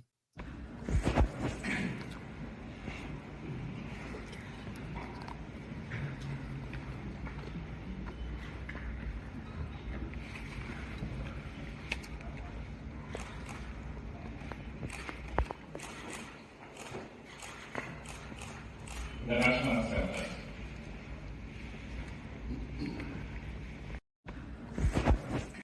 You see him. We need to know who that is. You understand? So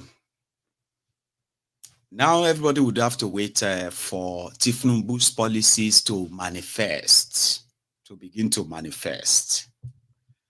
Is that not what he told you? Person will go Kano and told everybody there, I just want to dance. You remember that, right? He promised you nothing. And you see that hope. Baba, open it up. You will realize that Korophoni, he said it. In Kano, if you are from the north and you are going paranoid somehow because of Tinubu, you don't have to take your frustration out on the Yorubas. Always remember, Tinubu's ass lickers, crumb eaters, crumb chasers, on-boot slaves, all risers. Do you know what they call their fellow Yorubas that rejects this drug baron? They call them Omuali. Do you understand? So when you want to take out your frustration on Tinubu and his gang, just remember that no be Yoruba. They do you. You are far, and the rest of them, they were there in Kano. When he knew you had terrorism, you had the Fulani terrorism, you had the Boko Haram terrorism, you have all of these criminals right there, poverty and all that. It's time to tell you what he was going to do about it. You were there, or you probably saw it. Your affairs were there. Your sheikhs were there. They were paid very well. And he told them that he was just there to dance. All I want to do is dance. I want music. All I want. So, Surugede, the dance of the gods. He who gods want to destroy, they will play Surugede, the dance of the spirits. Now, Bokwari, who handed the Korofopangolo Nigeria to Tinubu, they are playing you the Surugede. You should be dancing. Yeah, you should. Or everyone is actually really dancing it. Unfortunately, it's not limited to those who wanted this ruin upon themselves, right? It's actually affecting everyone, isn't it? Anyway, I am going to stop there so that I can take calls. It's like Kenneth. Ken, you are back from Nigeria, you said, right? Let's hope you have a chance of calling in tonight so you can share your experience with us. You said there's a lot to talk about. That's great. So I also want to say a big thank you to my Igbo sister. See, I have this message I received today, and it is from one of you who is probably watching me right now, right? It's their own contribution towards Maiyegun's physical studio, and she sent me a message to remain anonymous. She wished me well. I saw that message, and it's quite amazing. So thank you so much for putting in that much. So I got something massive. So 200 pounds, which is indeed substantial to what I have going for me. So I am so grateful to you. Personally, I don't even know how to kind of thank you, right? But I just wanted to know that apart from the money and all that, you see the message, the effort you put into it, as well as the wishes and all that. So I read them out loud, and they kind of, I take them personal. So thank you so much for that. And to you as well. Also, probably would prefer to be anonymous, who also reach out to me on PayPal. Thank you. And to everybody who still wishes to be, I've managed to get over 3,000 now, right? But my dream is to get, I'm going to, sorry, my budget, not my dream. My budget is around the 15,000 pounds.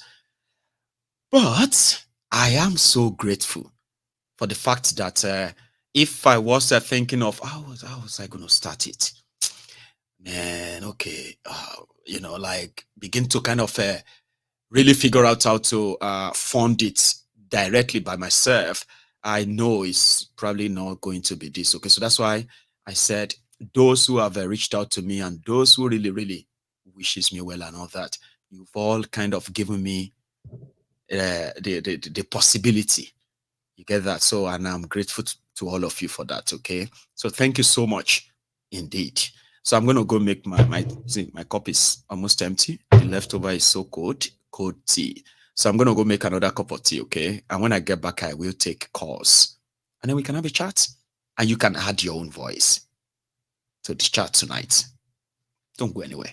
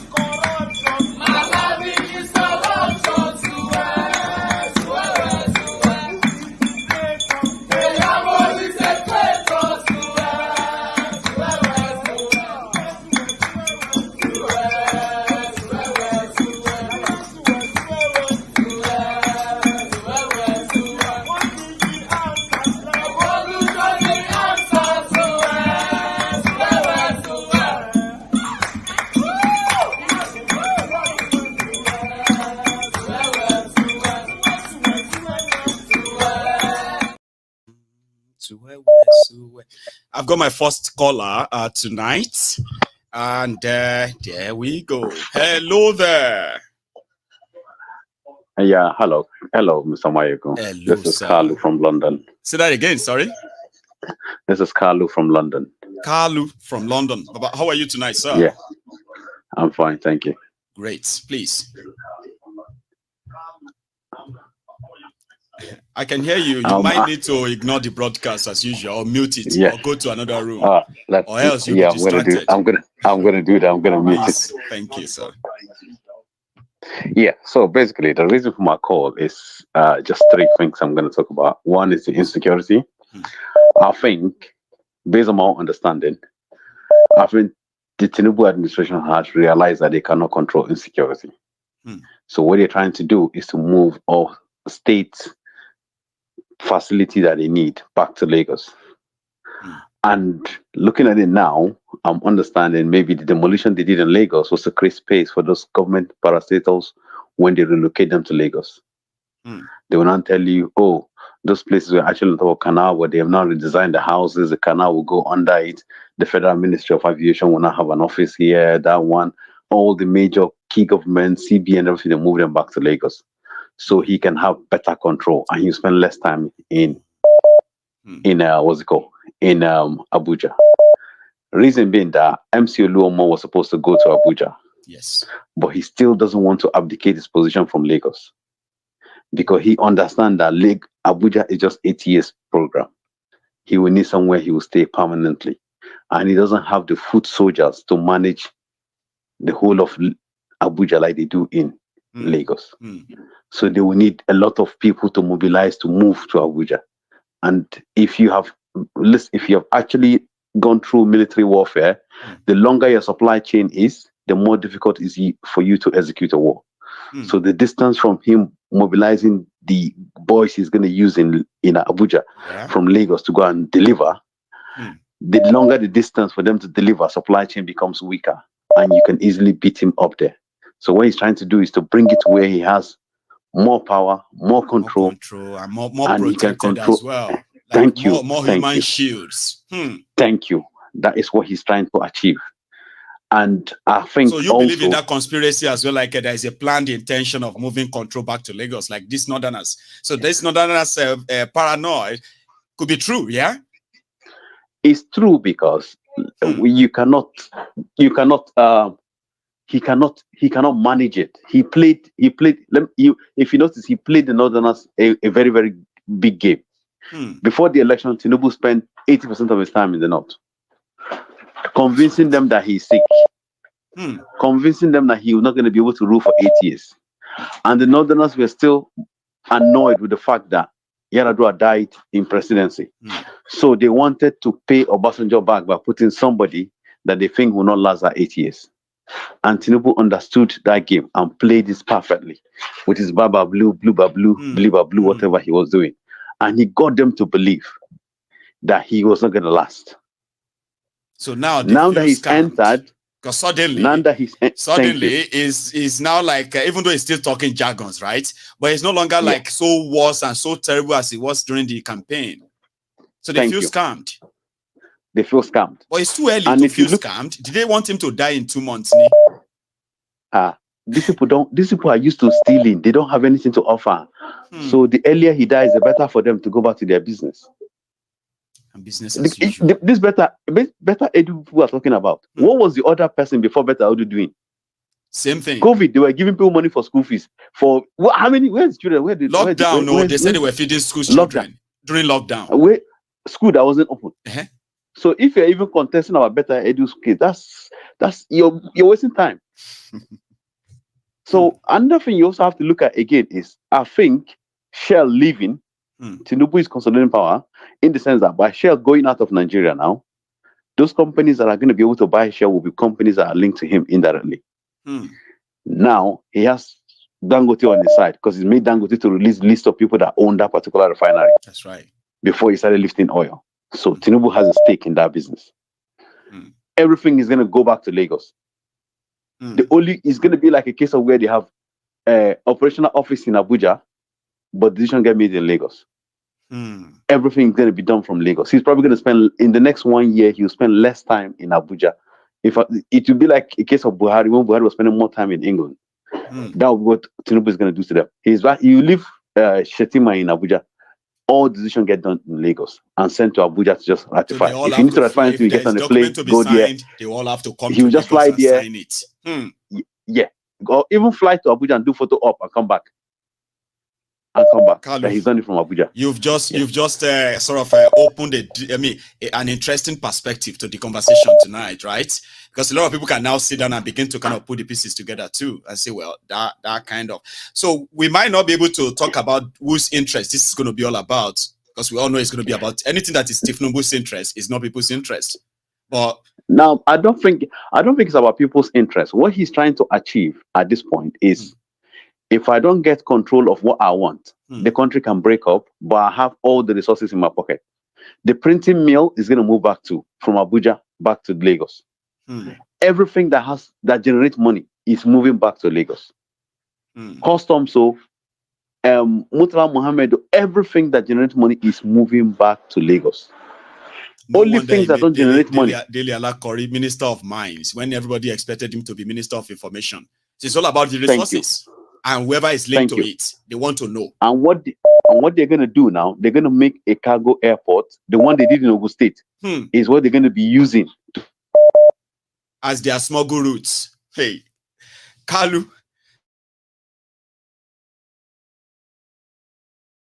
A quick interruption there. Somehow, I don't know what happened, right? I just saw this blackout. Can you still hear me? Oh, okay. I can hear you. All right. It's like you are, when things like that happen, right? People will automatically believe that, you are saying something too much. Some people want to well, our time is really up. Okay. Let me take another one tonight. Okay. Thank you so much. Thank you very much. I do appreciate it. And you have a good one, sir. So that's some deep stuff, right? What happened to our screen? Or is it just me? I saw some, and then it came back, right? So I have another caller on the line. Hello there.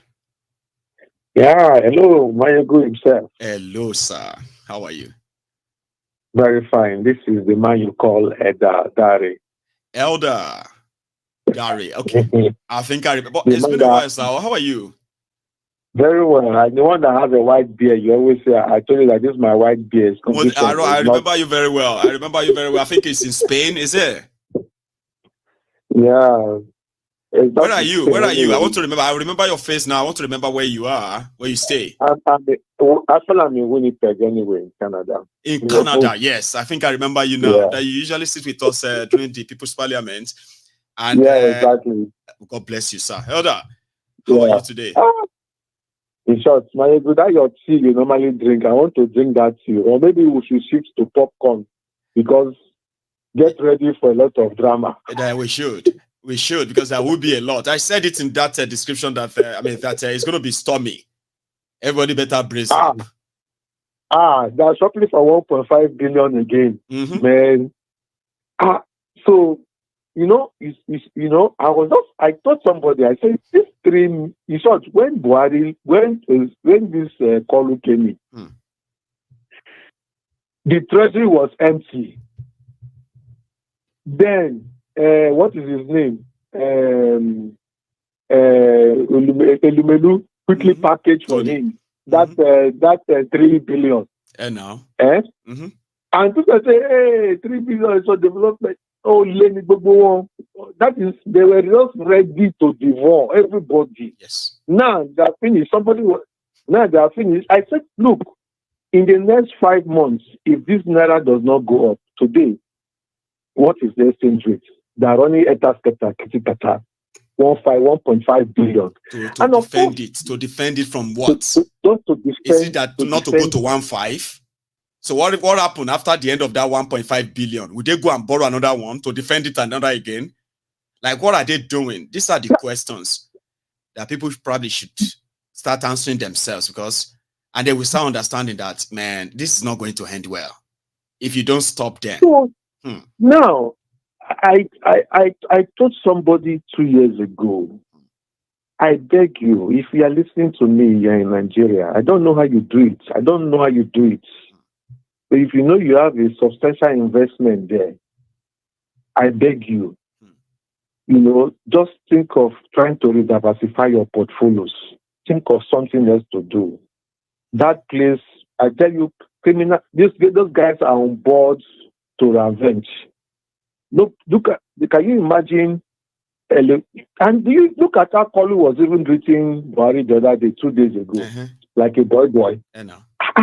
I was still saying, that means when you see somebody who has given you opportunity to steal, you will just take that person like your God, saying that so true, you were able to give me this position to be the president. Baba, God bless you. You know, so grateful. And that was exactly what I was saying. I continue to ask people, what did Kolu say he was coming to do? In reality, that man did not come to tell us he was coming to do anything. The only thing he was telling us is that hope is here. Hope is here. Hope she will here. Then insult his opposition. Now statistics will go short. That one is a container. That article will sell your future. It will sell Nigeria. That will be that one. Now statistics will go shop. That's their campaign, no? And now demand is there. People are saying, why is the economy like this? Did you not know what was coming? Well, I'm it's just a pity we are just getting to, and in all this, people still do not realize it. People still do not realize what is really going on. For me, of course, if Tinubu is shifting everything back to Lagos, to me, it's like Konima die, Konima Beriam. Konima die, Konima Beriam. That is what Tinubu is doing. And of course, I'm not surprised because it has not started yet. I think they said protesting is haram. Just watch out in the next. And let me tell you, when there's difficulty, when the economic is biting hard, where does it first bite hard more? It's in the north. It's in the north. The people who have kept quiet all this while when everything was being destroyed, they will be the first person to get the impact. So we're just watching, and of course. So now what everybody is now telling them is that they have no right to complain if they kept quiet for 8 years under Buhari. And funny enough now, even those who were against Kolu now are now standing up to say, Kolu must stay. He's not good. No, those ones are just joking. For real, like, for the real thing, if they have the opportunity of getting rid of all of these people, they will do it too. But I've seen some of that too. Like, so now they regret, Abi. Now, everybody that rejected Tinubu this 2023 last year, in 2027, they are going to vote for him. All of now, you say you regret now. I saw that. So you see people, that is the problem. So you see people who are very angry now. They are angry that, that you think they're the only one that knows to be very wicked there. Okay, don't worry. 2027, we'll vote calling back so that we'll show who's wicked. That is typically we. Because some people will just go out of their stream and say, okay, since you don't, why am I even killing myself? It's just like a belief. A mother crying more than a belief. So let me go let people die. So it's not a pity what we see ourselves. And thank you very much, Maiyegun. You're doing a great work, good work you're doing. And honestly, all your thoughts, all your words are very, very what we expect, what we see. Exactly what we're expecting is what you speak about. And we see those things coming to pass. And really, I believe that I'm now praying that everybody should begin to gather their thoughts and begin to think of, how do we stop them? Now, when you begin to have that mentality of how can we stop them? Because you must have the mind that you really want to stop them after understanding what they have done to us. But let me tell you, we will not be able to stop them. Let me tell you, it will be a self-implosion. It is not something we can stop anymore. Self-destruct from the internal. Yeah, well, people will have to have a prepared mind to finish the job when they destroy themselves. So you know that. Of course, now. Of course, once it starts, let me tell you. Yes, sir. Even what we are doing is just sensitizing us, trying to get people to understand what is going on. That's right. The way it is now, you can't go into that system, no matter all the agitation coming from every part. There is nothing you can do. The only thing that can happen now is going to be an self-implosion. That is, within themselves, there will be a disagreement, and that is where it's going to start from. Thank you so much, Elder. Thank you very much. Let me take another one, sir. You have a good one. A good one, sir. So, all right, thank you, Mario. Did I just miss that? Yeah. So I think I just missed somebody's call. I'm sorry if I missed yours. Okay, just give me a sec. Let's see if I. Oh, hang on. What's this? Okay, so I think I'm beginning to have a issue with what do you call it? My line again. So I'm gonna beg you to give me a sec, and I will be back in a moment. Oh, you do I call. Oh, Mary, Abakare, Mama Daora, Unapuri Mary Nandi, win the war. Python that's one, Python that's two, now Python that's a three. Unapuri Mary Nandi, win the war. Python that's one, Python that's two, now Python that's a three. Unapuri Mary Nandi go onye do I go o meri woni lizu ndiroya abakare mamanda ora una buri meri Nandi win the war. Python that's one, Python that's two, now Python that's a three. Una buri meri Nandi win the war. Python that's one, Python that's two, now Python that's a three. Una buri meri Nandi win the war. Python that's one, Python that's two, now Python that's a three. Hello there. Hello, Maiyegun. How are you? Dr. Agbede, the incoming senator. How are you, Maiyegun? Sir, how are you, oh, sir? God, God bless you in Jesus' name. You are doing a good job. You are doing a good job. I'm telling you, you are doing a good job. Happy Thursday. Happy Thursday. To you, Baba. And to the rest of the Temple of the Truth family. The Temple of the Truth family. I'm yes. responding on Maiyegun, please. Sir? Yes. You asked 2 questions, and I'm here to answer the question quickly. You said, why are we always watching Maiyegun? Or we can put it as, why am I always watching Maiyegun? Okay. The answer is not far-fetched. It is because the boy called Maiyegun is very, very stubborn person, an individual that always wanted to expose the criminals, cabals of Nigerians, politicians. Right. And Maiyegun always damn the consequences. That's true. To the extent that the criminals, cabals, politicians have tried several times to put him in order. That is to silence him, but all to no avail. Now, thanks to our mommy. Yeah, yes. Now, once again, the boy Maiyegun is very, very stubborn individual person that has vowed to always expose the criminals of Nigerian politicians, irrespective of their irrespective of their threats to take him away. That's right. Recently, Maiyegun won the award of a Tank Crier of the Year 2023 award for always making noise of exposing the Nigerian criminals. That's so true. He represented me. No, you are correct. Collected it on my behalf. He's right. You are correct. Yeah, of course, yes. Now, not Speaker of the Year. Don't worry. You get. Don't worry. And possibly, I'm going to win it again this year. I'll put my best. Kudos goes to Maiyegun. Now, you know that if you don't stop them, you said, why are we not stopping them? Then the question is, Maiyegun, the question is, who has that gut, GUT of stopping them? Because the fact is that in the past, individual persons that have tried in the past to stop them, all of them, all of them are now are no more today. Yes, all of them. Yes, they are all taken away.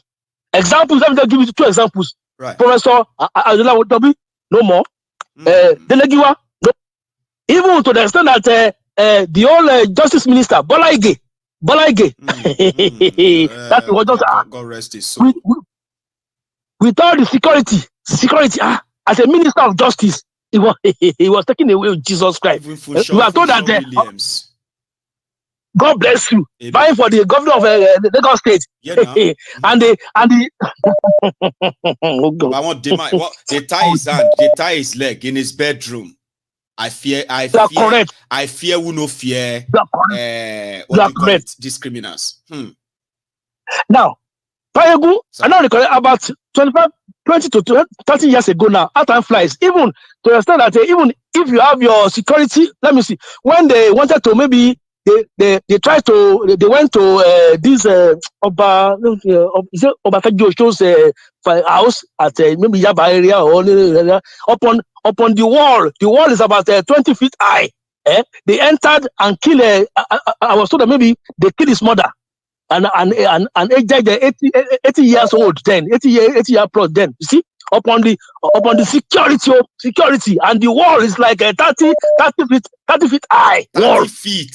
They entered. Maybe about 20, almost maybe about 25 feet. God bless you. God bless you. Amen. And they entered. And they killed the aged mother. The mother was about 80 plus then. 80 plus then. You see? You see? This word. This word. So this whole thing didn't start today. It's always been there. Take anybody that's standing up to them, take them out. God bless you. God bless you. And I was thinking that this year, Maiyegun, you will be 40 years, correct? I will be 40 years, correct? years in the next 12 days. Me too. Me, your father too. I'll be 60 years. 60 years by May. Doctor, when? Yeah. I was born 5th of May 64. I was born 5th of May 64. So I'll be 60 this year. I thought I shared the January with you. I was like, oh my God, incoming senator. No, me. See, doctor, thank you so much. But the same year. But same year. You see? You see? But same year. Yeah, it is. God bless you, sir. And this can be happening all the while since Awolowo and Shagari. Something. Oh, Jesus Christ! Don't worry. Start today, doctor. Yes, okay. Let me let you go, and you've really done well, right? Let me take another one. Thank you. God bless you. I will see you again. God bless you, man. You have a good one, sir. So that's Dr. Agbede, by the way, and I actually think Ken, who once told us he was going to Nigeria, is back from Nigeria, except if he hasn't really to Nigeria yet. Ken, how are you, sir? Yes, so good evening. How are you tonight, Maiyegun, I'm fine. Is it all right to ask where you are? Is it safe to ask you where you are now, or I should just not bother? No, I'm back. I'm back from. Are you right? Nigeria. That means you are fine then. Okay. So, Ken, here we are tonight. Yes. I don't know where you joined us, right? But I've said a lot tonight, and I hope you hear some of them. Yes, Maiyegun, the safety of Nigerians is not. In fact, I don't know the right word to use, but it's a mess. It's a joke. It's a joke because Maiyegun, do you know that I left my village January 3rd, then January 5th, the same January 5th on that same route between Benin on the Charade road. A family that hired a bus from the east were coming from the east down to Lagos exactly at Iseluku there, between Iseluku and Ochubo and Ibodo there, but at Iseluku junction there. They were adopted. Everybody abducted. Yeah, they were kidnapped. Kidnapped. Kidnapped, sorry. Kidnapped. They were kidnapped. A whole family, and you saw that, or you saw their van? No. That was my cousin that had a shop somewhere in Iseluku there, right. Because he saw me off on the 3rd when I was going back to Lagos, right? So he called me 2 days after. 2 days, that on the same day when the incident happened. That this was what happened. No, this is what happened. A whole family was completely kidnapped, and then they didn't even release anybody. They were asking for a ransom that is absolutely ridiculous. That's what they do now.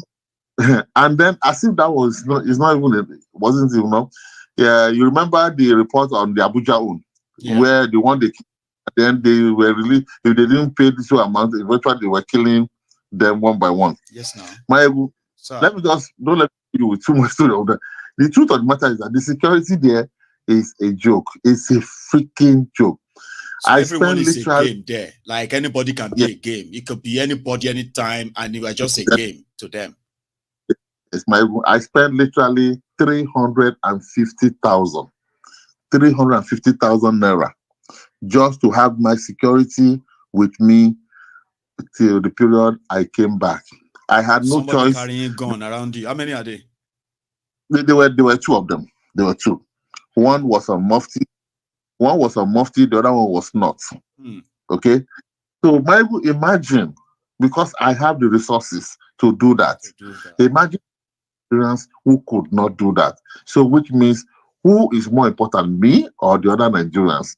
The question, that this is how belittle, how the government of the day has ridiculed the security apparatus of the Nigerian state.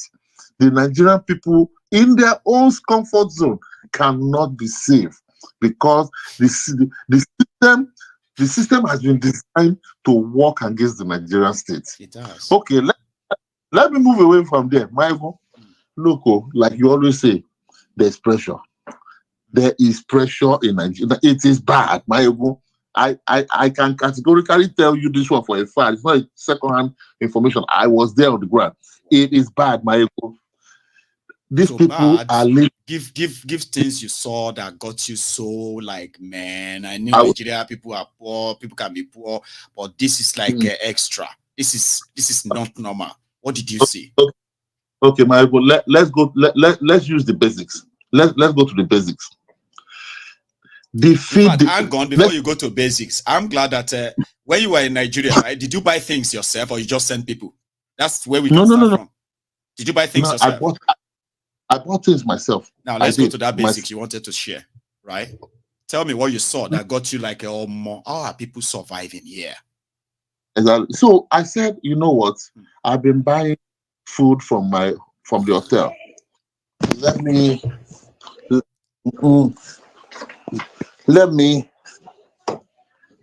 Hello? Hi, it's all right. I can hear you. Oh no. I just lost that Ken. For some reason, I think he was trying to kind of put himself together and sit properly before giving us that gist, okay? So my line is still pretty much all right. And it seems so busy as well, okay? I don't know, maybe some of you are being emotional there, like you don't want to call in and all right, I think Ken is back. Good enough, it's not that busy tonight, Kenny. Sorry, Ken, rather. Okay. Please. So when I said I did not want to start by I'm tired of buying food from the hotel and blah blah blah. Let me make a meal for myself, because in the hotel I can make I have a kitchen where I can make some meals. I went to the market, Maiyegun. I literally, maybe it's me, but I don't know what. I literally spent 30,000 naira. 30,000 naira just to buy like bomo, meat, something I can just make a little something like for myself. You wanted to make a small pot of soup, right? And with what? What did you want to have it with, like? Gari or just maybe gari, and then just make a pot of soup, 30K. Exactly. But if I'm spending that amount to make that's minimum wage, you can. Just so you know. Somebody's 30 months job, you go take and cook one pot of soup. Thank you, Maiyegun. So that, but that was what. In fact, if it's not because if we were like in the People's Parliament, I have a place where I wrote it down like a checklist. The things I was buying, the amount. It was like a checklist, like a list. I would have loved to, screenshot it, and then you can see exactly what I'm talking about. I spent that amount. I told myself, Maiyegun, oh my God, Jesus Christ! Please don't tell me I spent this amount of money. This is somebody's salary. That is. See, I right there, Maiyegun. Right there, I said that is just one part. Imagine the other part that I have not, that I can't even go into. No, like going to rent now. Go to those who have to survive on some certain medication that they have to buy every now and then. Like going to things that that food that you are talking about, right, is no longer the least. Is the least of some people's worry, because they have to pay for this, pay for that, pay for this, and all that. But imagine you are earning 30,000 naira. Naira, if it is rent, when the amount they are calling for rent, the big question is, most of the most ridiculous, like Ajebule, what's this? All this long area. When you hear the amount of rent, the rent they are paying there is astonishing. Then the question here is this: how are they able to survive? How do they do it? Every day, and they never got angry enough that the whole world should have heard that, oh, this is not normal. We are not taking it anymore.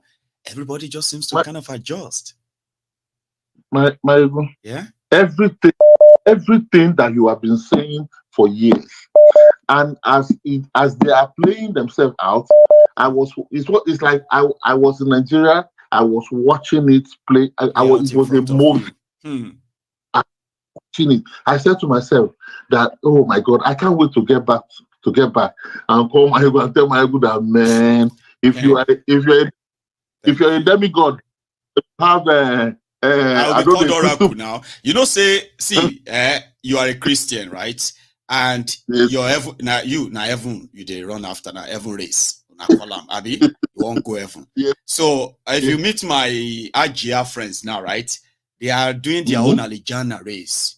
But I'm a Yoruba man. Ibile to the core. We know they die. When we die, they turn us to ancestor. So that when I'm dead, right? People from my lineage, they will have a place for me, and they will still be calling my attention to what they are going through in Nigeria. So, Maiyegun, like wherever you are right now, we know you are seeing us. You need to come and protect us here.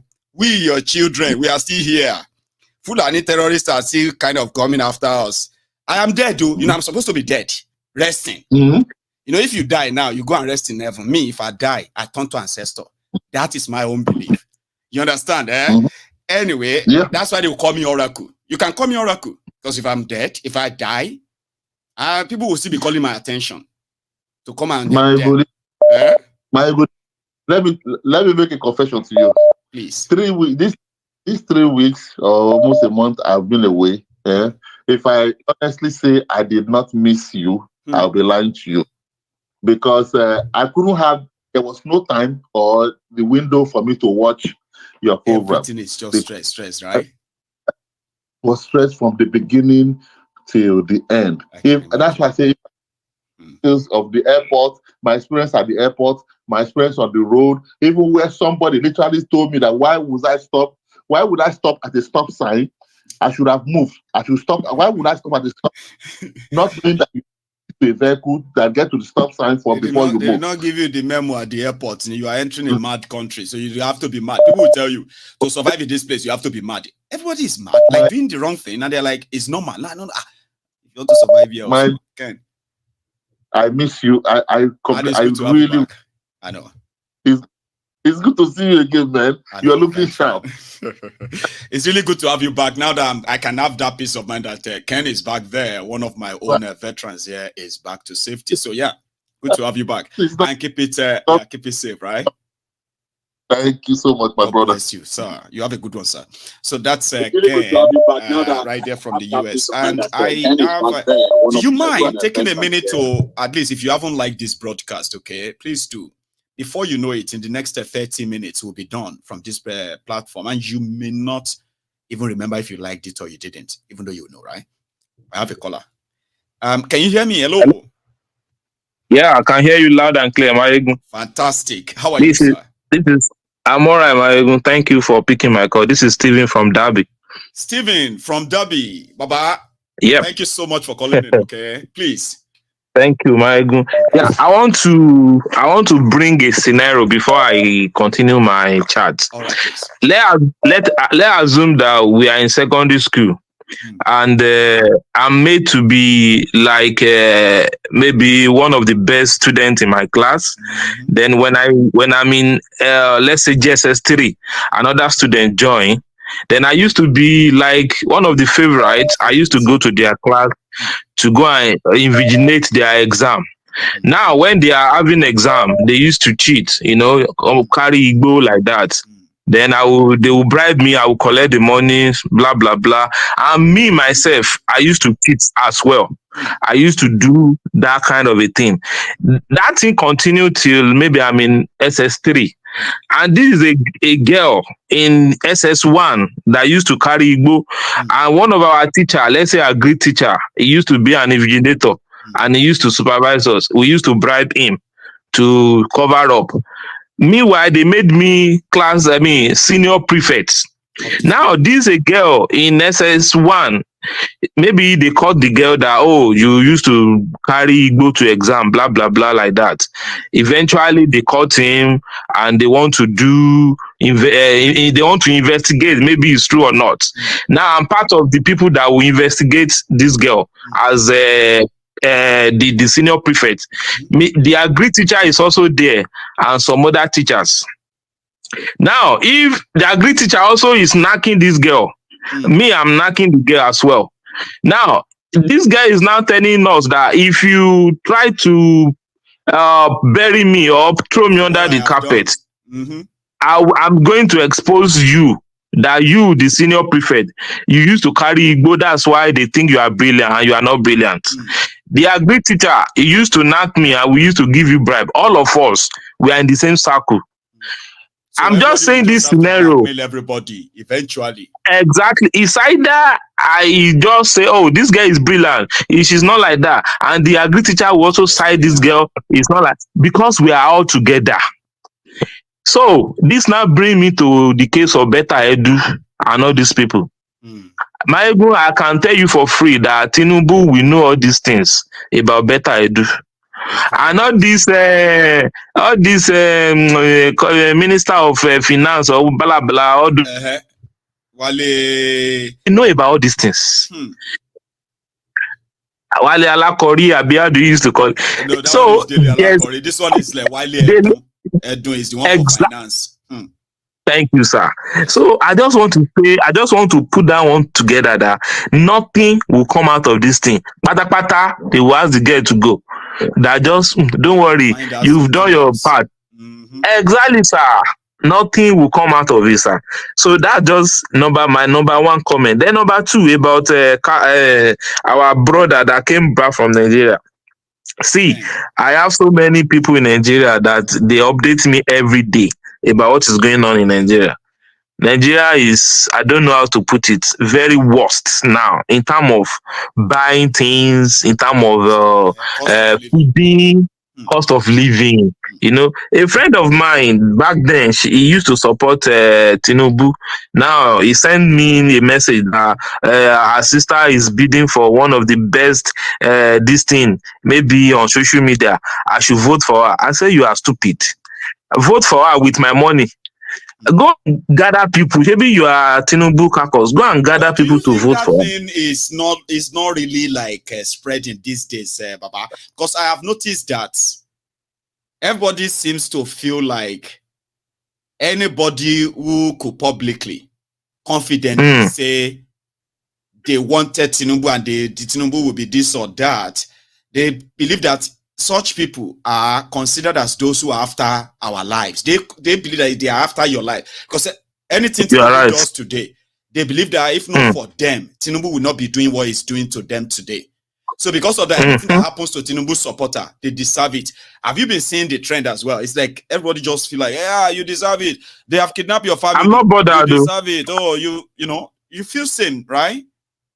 Honestly, I won't lie to you. Whatever happened to anybody, even if you are not supporting Tinubu, okay, take for instance now, someone like me, I never support Tinubu. If anything happened to me or my family, I won't be surprised because I felt like maybe we should taste this era. Maybe when another era is coming, maybe our brain will have reset by that time. Then people will have known that, because I keep telling people before when Tinubu enter, I will not lie to you, I blocked so many numbers on my phone. I refused to talk to so many people. But later on, I realized that I support it, Baba, because I understand what this can be like. For your own sanity, there are some certain people that you shouldn't keep anymore. No. Even up to now. But I mean, those people that I don't talk to, those that are well to do, anyway, let me put it that way, because exactly, and they are these people and what they believe in, there are things that can really hurt me, hurt people I love, hurt those who are closer to me, and I would rather not have anything to do with you. Please, just enjoy. Exactly. You are right. Go exactly. Yeah, like what that brother said the other time, and what our grandma countered that we should not send money to Nigeria, and grandma now counter it. I support that, because you can't tell me that I have some people in Nigeria, maybe my old mama now, and I will not send money to her. Sure, you get. The only thing is that some of my younger ones that they support Atiku and Tinubu, Maiyegun, I will not lie to you. We talk, but anything related to money, my brother, for now, even if they ask me 50,000, I can give them 5,000 or 10,000. Go on, maybe you want to see people that you felt like of course now in Nigeria. And they should be able to do something when they have the chance. But out of selfishness, that my husband is PDP.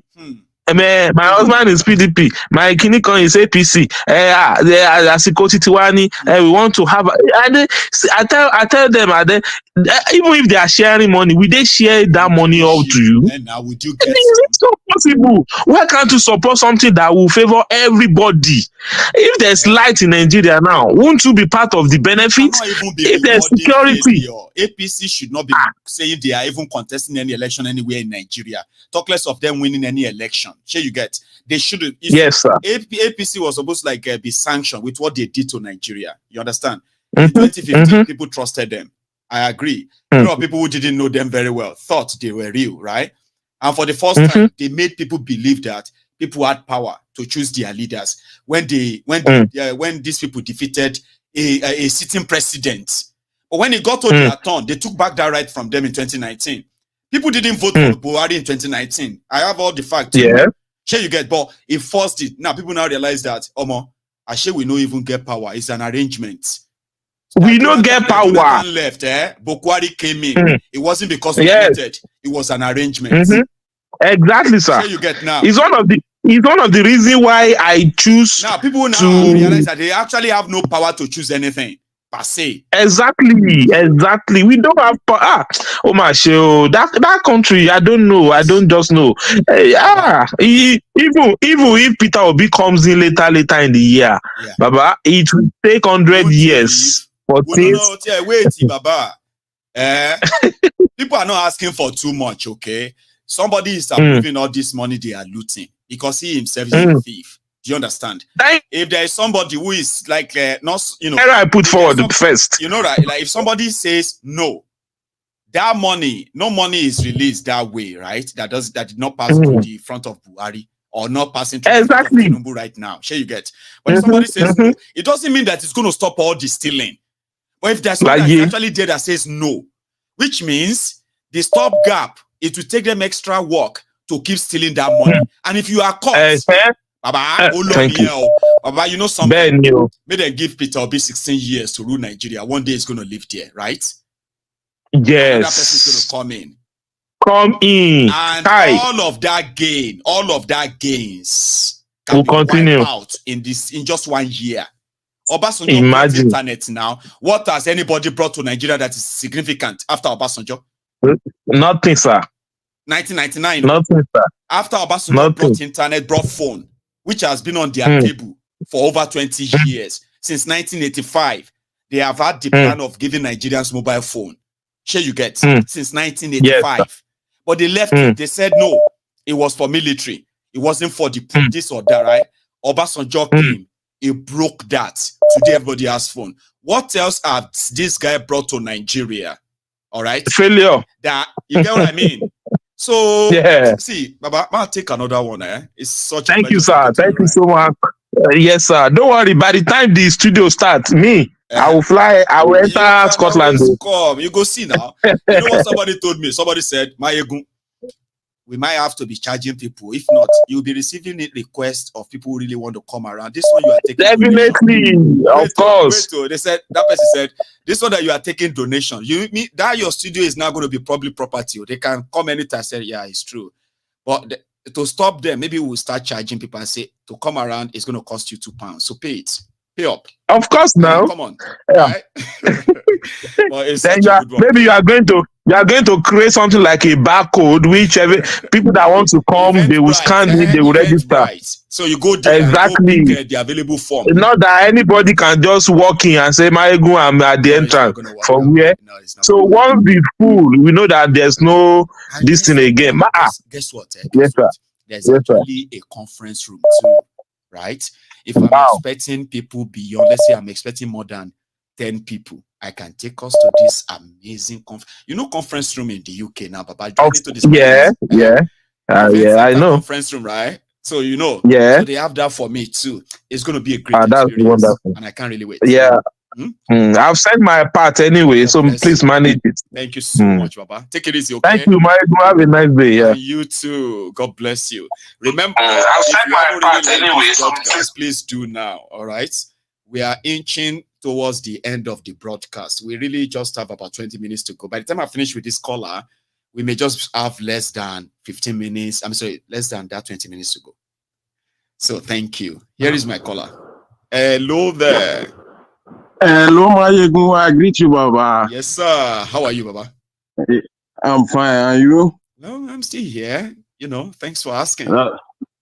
That's good. That's good. That's good. Thank you. We bless God. Yeah. Maiyegun, this one to be saying, waiting me, I want to contribute now 2 things. Please. You see, you and the last caller, when I just talk about APC. Say APC don't win any election. I mean, Buhari, I say to be precise. Normal, what they do, they're not supposed to even put up poster anywhere. Because nobody's supposed to even follow them. But now Nigeria, so we know what it is. So go on. Yeah. So now that's one thing, not be only APC now. Like say now all the political parties, now all of them. So the thing now what they there, we say all of them and they do that wuru. You see this what do they call it? This primary election where they go on, this governorship election where they go on now for I think now yes. I have never seen any ridiculous, embarrassing situation like what is going on in Edo, especially Obaseki PDP. Or maybe you can tell us. Go on. So and this na Edo and Ondo. So now the thing is say this Obaseki and PDP and what they call Philip Shaibu, now the deputy governor, and the these Obaseki friends, Aswin Godaro. Yeah. So now the Philip Shaibu, in follow Obaseki, the camp from APC. He did. When Oshomole take 2 of them, say no, say if they be senior prefect, say in a headmaster, say na lie. Say make then Obaseki not get anywhere for that APC again. So now to call this one to go, 2 of them the camp they go to PDP. PDP they accept them. So now they did their since. Philip Shaibu they follow and say, "Boy, in a deputy governor, in a this, in a that." They just they look at. Now turn by turn is supposed to be, but Obaseki had that plan. So now Obaseki now just they look at 2 of them did there. So now, Philip Shaibu saying get level for the party, they go everywhere saying a street boy, in a grassroots, in a this, in a that. Not mean they just PDP just organize, they just carry this Aswe Godaro. They just declare, say make carry go. Aswe Godaro, when we say he not be even a politician, himself just talk and say himself now may join the PDP. May last year, and now with the January. Where we say people they don't date the PDP for 20 years. Even this Shaibu, where is now deputy governor, Himself still did the PDP now. Waiting you want to now. If we start apartation don't hold on. We don't know whether to go Labour Party or making they go. won't steal Edo people money. All because they won't rob Edo people, right? See all the drama. You know what I ask myself, right? I say the effort where politicians they put for all these things when they say they won't take power. They say they won't come do something great for the people. Only for them to come get the power. Baba, come turn to Lord and Savior. So I'm still trying to understand it, but the part of the people where can't they tolerate them, uncle? Now the masses waiting they tell the masses we say they go bring the person as and they don't present as when with that now. They go tell them say now the man be this. Now he will go do all the thing we are basically you know if you do this or go down. Do now he go do. Now what did they told them? And Nigeria be saying now to just tell them now they just want to hear. Even though you not doing, they go come, they expect and they look, say, look, say he go come, he go come. Hey. He go come. And they know they do, they just they talk. All of them know that and one. And talk, they just they talk. Say, now their God could judge you. You know, say God love poor people. Sure, you know, say God love poor people. So if you love God poor people too, just be poor.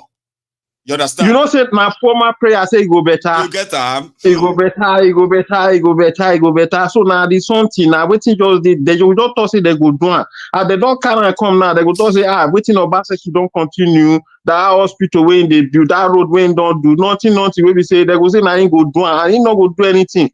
And he go just now so that they do Nigeria. Maybe just shall you be from Edo? Yeah. You be from Edo? Yeah. Remember that time when Buhari come open that hospital where Oshiomhole built that time? Remember? That time where Oshiomhole time is almost finished like this too. Obaseki was campaigning to be governor. If you remember that time, Buhari just won election 2015. So Buhari come where they talk say, God damn it, God is so merciful. Like God is so patient. May we be honest. God of Old Testament, no be God of New Testament. You know, see they say God of the Old Testament. That one they jealous, right? It no nice. Yeah, it could just try to kill you like that. Sure you get. So they say Buhari just came. Oshiomhole was renting medical equipment just for commissioning of the building where them build. The building, Buhari they say Buhari will just come power for May. You carry and enter Edo for August. They open hospital built by Oshiomhole. They can't say Muhammadu Buhari General Hospital. But not the inside though. They rented all the equipment. Buhari walk inside. They took pictures. Papa, as Buhari they leave, as Oshiomhole they leave, the company will bring all the equipment. They pack them. Did you know about that crime? 8 years after. I heard it. Obaseki no finish that hospital. 8 years after Obaseki came. That hospital see there. They no finish am. You know go do. You know say na game now. You know go put anything inside. You know say na rage na lies. You know that building say people say not be even be hospital be the building. Why you go continue something we be saying for different thing? Na lie. Now Nigeria for you with that. Now just the Nigeria now which just did there. Because all this one where we they talk. I'm like, do people remember, Sha? Like people they remember what they go do. They even still made them senator. I'm like, okay, well, I've seen wars elsewhere. So I just sold my piece there because that's why they think I'm all. You know, that senator will be saying B. Na Kaba then B. Na Kaba. Now the same thing with the talk now of this Aswen. Aswen now don't he not be politician. Good. He don't make name. He don't arrange himself as a person. In a person will be saying a lawyer. In a senior blah blah blah for this their lawyer in a head of blah blah blah. He don't work with no for idea. that. They have been in business for a long time. He's so now the Kaba. See, he's in private sector.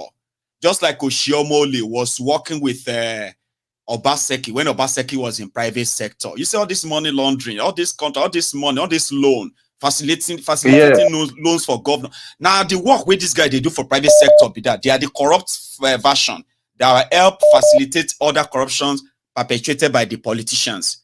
It's a chain of the so what they now do is that they bring their friends in because you don't see their friends as politicians, but everything where they go inside the government, they know as money they move. Yeah. So they are the people they can trust. All the money where Obaseki probably stolen from Edo State, right? This guy knows how and where they move them. Sure you get. To cover him, Obaseki who knows what he did. Yes, make one day, yeah. And it's like medicine. But who they suffer? Now, and if they want one, they go arrange some kind guys. Maybe say, man, they will still give them those one. They are all. We call them the share. Now those ones they buy G-Wagon 40 million. Then they build hotel. Like spend like 100 million, 200 million, build hotel. Thugs we no get job, right? Because now those ones you will go school. When they take leg waka jobless, you go see thug that is associated with these people, building this, building that from the crumbs that is left over from this looting, right? So you can come the one that say, "Omo, shey I no go find means, man, I get closer to these people like this." If thugs we no go school, they reach like this. Me we come. They reach like this overnight. I can't do the form say I be responsible Nigerian. Oh my, be like I go join these people. That's how they win people over to their sides. I've seen it many times. That's it. Now the something this Nigeria, the thing not just the one place at all. Now everywhere the everywhere just they all everywhere. Nowhere where the thing we go they cause it now one person. We call one person name and the thing. No. It's just everywhere. You get up. It's just now everywhere the thing just there. Take one more, Baba. Thank you very much. Okay, Baba. For being part you are welcome. This, and in fact, bringing this back to it. There are a few times I feel like I don't want to make this dual thing a topic that I'm going to talk about, but I do follow the drama. Seriously, it's such an embarrassment. Embarrassment is an understatement, you know. My caller, thank you so much. How are you? Yes. Mr. Maiyegun, this is Prince again, calling from Qatar. From Qatar. Prince, thank you so much for calling tonight, okay? Please. You're welcome. Yes, I want to talk on two issues. Okay. Number one is the irredeemability of Nigeria, as our leader Nani Kanu put it. That's right. That Nigeria is irredeemable. I was discussing with a friend when during the election time. I told him that I would be happy for Tinubu to win, even though he will not win, but I would be happy for him to be there because he will expose Nigeria better to the whole world, to the Western world. And again, apart from that, if Tinubu gets there, things will become worse. That people who we are still believing in Nigeria, that Nigeria will work. That is something that is playing out now. You know, if P2B have won, or if P2B have been sworn in, people will he will try to make things better. He will try to repair, but yet he will not end up. It will be like painting cracked walls. You know, because even if he enters, yes, for the 8 years or 4 years he will be there. Things will look as if it will get better when he leaves. Just like what happened in Anambra. He saved the money. He made things right, but he left. What happened? They are abusing him for saving money because somebody who came after him squandered the money. Squandered everything. They are probably not angry. You know something? People are not angry with Obaino the same way they are angry with Obi. Do you know that? You see? Obaino will squander the whole thing, right? It's not a big now they have forgotten him. You know? It's not like the picture now. You see? Life, Nigeria. So now the Kanu said that Nigeria is irredeemable. So it is good that Tinubu is there because Nigeria have become worse. So now anybody who were having hope before that Nigeria will be great again, that Nigeria will be good again. Now, just like they say,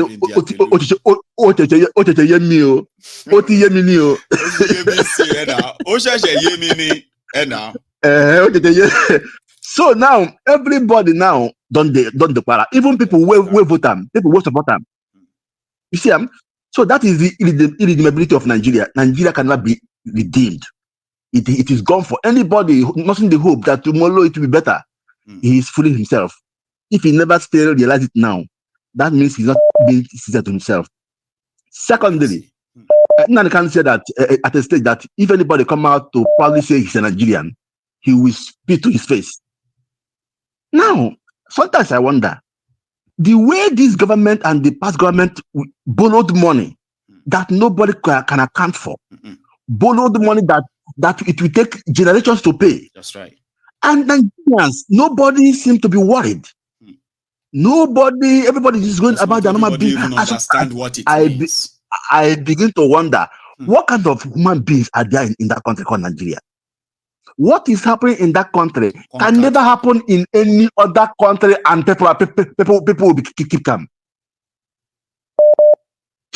How can government be borrowing money that nobody can account for, that generations will pay? Yes. And the youths are there making skit, making joke, going about their normal business. Where can this happen in any part of the world? Only in Nigeria. Huh? The easiest job in the world my God, is to be a Nigerian politician. You have no idea how easy it is, convenient and comfortable, and you have no responsibility at all. Because anything that happens, but the reason is done by government, not you. Nobody is going to be held responsible. The reason I am happy is that the more hardened things become, the more it becomes so glaring to Nigerians themselves and the whole world that Nigeria as a nation is heading to doom. It is doomed to fail. The more days come, the more people are seeing reason to believe that Nigeria will never work. Because 2 years ago, 3 years ago, even last year, some people who are shouting Nigeria, a miracle. Today, what is happening? Well, the story has changed. And it is getting no better. Prince. If anybody is hoping that it is getting better, nowhere. Maiyegun. Thank you. Let me stop here. Thank you so much. You, Prince, okay? You take it easy. I know continue your good work. Thank you. I will. God bless you. And yes. I have for the last time, I'm saying it, if you are still here with me and you haven't really liked this video or even subscribed to my channel, it took me almost it's like over 4 days now. I couldn't even get extra 100 new members over our 91,000 subscribers. So, and it's kind of like, oh dear, what's going on? Anyway, if you haven't really liked the broadcast, please do, because that will be the second to the last time I'm going to remind you. But I have here Charm. Are you there? Yeah, I'm here, Maiyegun. Good evening. Lady Charm, how are you doing too? I'm fine. Thank you. It's been a long day. I know. So I've just been listening to the program today, and I don't know, for the past couple of days, I've just really been thinking about, first of all, the girls who were kidnapped. And then I started thinking about like all the monies that have been borrowed, and like the last caller said, unaccounted for, right? And something doesn't just add up. Nothing makes any kind of sense. I know before people say, right? Yeah, I mean, before people, except you begin to hear. You see, if you're trying to make sense out of some of this nonsense, right? You may begin to start feeling some level of brain overeating. Like, I think I'm going to go outside. I need some hair. That moment you feel like I'm going outside to have some hair. Please don't ever try to make any sense out of Nigerian nonsense. Just picture how what I mean? Like, okay, go on, Charm. Maiyegun, because I know we have about over 1,000 people watching, and I'm sure there are a lot of very intelligent people out there. So my question is, aren't we under the illusion that there seems to be an illusion of freedom? That's what I'm thinking. The illusion that we are actually free, but we're really not free. Okay? The illusion that we've been given some kind of democracy, but we really haven't been given anything that makes sense, anything that we can truly comprehend and actually make, actually be useful to us. What was the point of giving us democracy when only a handful of people really understood exactly what the democracy was? By and large, the people did not understand what democracy was all about. That's part of the problem that we have. The last caller was saying that what kind of country do we have where people who you hear every day that your government is borrowing such huge amounts of money, you don't seem fazed by it because there's no understanding that actually impacts you and the generations after you. So ignorance and lack of education. So people who didn't understand exactly what democracy was all about. Okay. Now, I don't know if you recall when I sent you something a couple of months ago, and it was about a bill that was going to be passed. And I wanted a lot of people on our platform to read it and see exactly what is going on. I remember that. I don't know if you ever read it. I did. But I want to read something real quickly, because it has struck me. And I know I've been thinking about it because the majority of the people who are being abducted, kidnapped, are women, girls. And you know that there's a huge pandemic of human trafficking in the world. Forget about what the world would. People don't want. It's there, but people do not want to talk about it. Now, Nabiha is dead, right? Till tomorrow, I don't think they said that the kidnappers have not contacted them about the 5 other girls, right? Again, families are missing. Again, a lot of them girls. And nobody's putting 2 and 2 together. Now, human trafficking is a $30 trillion business. Maiyegun, 30 trillion, not Naira, dollars. And our girl children missing, taken everywhere, and there's no everywhere. stats or statistics. And there's no statistics to actually say, okay, the amount of people, this is what's going on. Now, I just want to read quickly, right? Because just real quickly, because I know your time is going. Okay. So these foreign sponsors hold racist and fascist views towards the African people, including those in the Federal Republic of Nigeria. Their agenda aims to annihilate and exterminate the Black population of Africa, disguised as New Age philanthropy. Initially, their philanthropic efforts were presented as a polio eradication program, but their true intention was to infiltrate remote areas of northeast Nigeria with their mercenary fighters, deceptively posing as polio eradicators alongside genuine medical personnel. They skillfully evaded military checkpoints and orchestrated attacks on farming communities without opposition from the Nigerian military. These mercenaries are trained by the billionaire sponsors who own notorious private armies based in Stabilise forest in Burkina Faso. Their primary objective is to perpetuate insecurity in Nigeria with the intention of destroying the Nigerian people, trafficking human organs for transportation in their home countries, exporting human ovarian eggs for cloning, whatever. This industry is valued at, like I said, $30 trillion US. This is just part of what was in that a report that detailed all those atrocities. I know, I read it. Exactly, right? So I think the reason why I'm calling today, I mean, we can talk about the corruption, we can talk about all of that, but I think people are waking up to the idea. I'm certainly waking up to the idea that we're not exactly free. We're not exactly in control. That everything that is going on is geared towards us reacting, but we're not really doing anything about it. And yes, maybe ultimately, right? Ultimately, we need to break up the country, because when you break up the country, it becomes really harder for them to manage. Do you understand? Like somebody said, Nigeria is like easily controlled because it's one entity. But by the time you break it up, it's harder. Right? I'm not saying it's because you still have useful idiots. Those useful idiots are the greedy ones who will still, sell their people down the line just to make a few bucks at the end of the day. But, right? When you break it up, it makes it harder for them to, how will I put it? Decentralize the whole thing. Exactly. Like you imagine a situation where Nigeria have a confederation, for example, Charm, right? A confederation whereby every region is controlled by the people of every of that region, or geopolitical, whatever they want to call it, right? They are those things. So all they do is just to give what they call the federal government tax. They just contribute stipends together to manage the central government.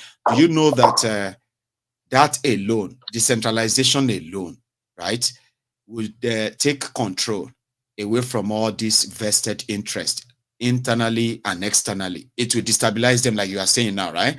Exactly. And if this finally now lead to, go on, sorry. No. I think that's exactly what needs to be done. Not just destabilizing the crooks that we have in the country, but destabilizing the stranglehold that external forces have in the country and their interests as well. Because that way it's harder for them to, perpetuate this level of evil. Because at this point in time, we're just looking at, oh, this is happening, that is happening, but we're not really looking behind the picture. What's going on? Like, where are all these girls? All these people that have been killed, where are they? What's happening? Has anybody actually, because, our government is useless, check the bodies of all of these people that they keep finding? Nobody is doing any of that. Oh, the person is dead. They just wrap the person up, throw the person inside there. That's the end of it. They just say they go to go and like, I kind of get your drift. I get where you're coming from. It's concerning, and there are so many questions that people never really get answered to, and they will never get answers to.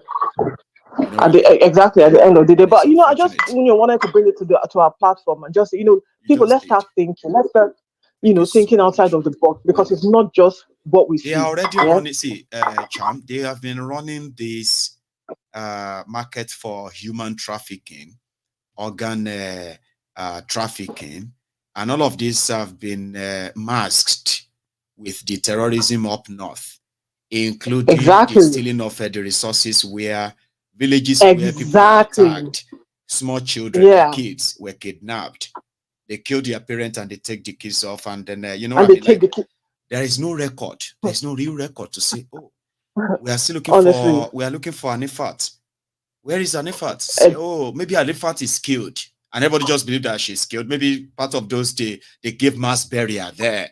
There is no real record to actually. There's no record. That's why the gravity of these crimes are not really understood by an average people in Nigeria, because there is no room to actually document them. So, if to say they were properly documented today, maybe part of what people will be asking for are going to be some missing girls, missing boys that have been sexually trafficked, sold off out of Nigeria today. But people are not talking about them. And I get you. Maiyegun, it's deeper. We have it is deep. And to be honest, we're on our own. We have to solve this problem by ourselves. And like I said, I guess the first step would be actually to decentralize the government. I think that's the first step. Nigeria has to be decentralized for those who are so afraid of Nigeria breaking up. To some people, that's so harsh. Break up Nigeria. Come and break it. Oh yeah, come and break it. As if to say it's something so real, like something, you know what I mean, like to them. But maybe when they, it's so harsh for them. But when you now say let us decentralize it and everybody rules their area. Exactly. Everybody provides their own security. But the bottom line is that the status quo cannot continue. We are all going to die if this continues. Okay? Something else. It definitely can continue. Absolutely. Charm. Absolutely. Thank you. All right. As usual. Thank you, have a good one. Say me well to the kids as well. Right. Thank you so much. So that's a Charm. Lady Charm, who's going to be our last caller for tonight. We've had a very interesting night, if you ask me. I don't know about you, all right? But at the end of the day, like every good thing, right, it's always going to come to an end at some point. Same thing that they said about, bad things. No matter how it is right now, that you are going through hell and what have you, the advice is that you should continue going. You're going to get to the end of it. And same thing with any good things too. At a point, it comes to an end, and you kind of keep some, and too much of sweet things it's not good for you, right? So tonight we've had a wonderful evening, and I hope those who came in, midway, they would have a chance of watching this from the start, okay? And make up their minds on what they know. To those who have been reaching out to me, helping me on this, my plan of moving out of here to a very lovely place, and a lot of you are already kind of envisioning it, just like me. Thank you very much, okay? I am not doing fundraiser tonight, but I've left it to all of you to make it voluntary, all right? So definitely, I will see you some other time, okay? So thank you so much, and don't leave without liking the broadcast. That's something that you should remember, never to forget. You all have a wonderful evening and good night from here.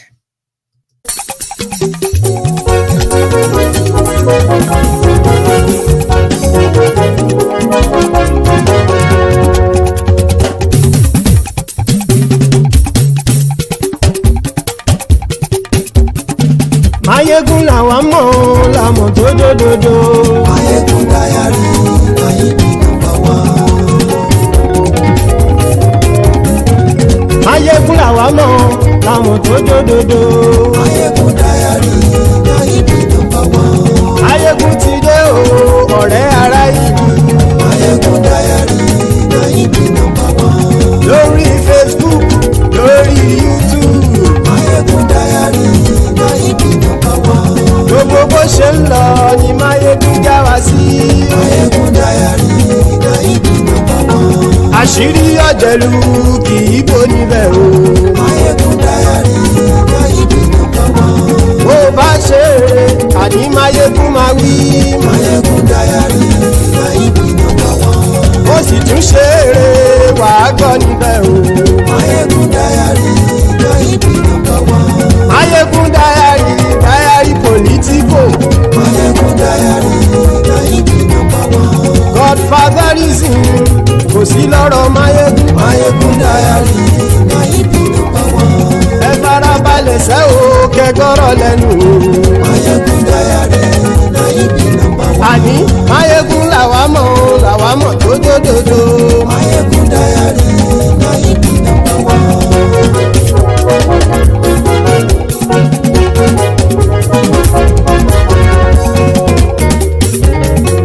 Àní ẹ̀sùn ràkì. Maiyegun ti dé.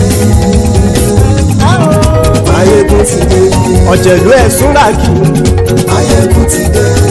Àní ẹ̀sùn ràkì. Maiyegun ti dé. Lórí Facebook. Maiyegun ti dé. Àní ẹ̀sùn ràkì. Maiyegun ti dé. Lórí YouTube. Maiyegun ti dé. Àní ẹ̀sùn ràkì. Maiyegun ti dé. Bọ́ba bá gbé wúrẹ́. Maiyegun máa wí. Àní ẹ̀sùn ràkì. Maiyegun ti dé. Ijó ìgbádìyẹ. Maiyegun máa wí. Àní ẹ̀sùn ràkì. Maiyegun ti dé. Presido bá rúfin o. Maiyegun máa wí. Àní ẹ̀sùn ràkì.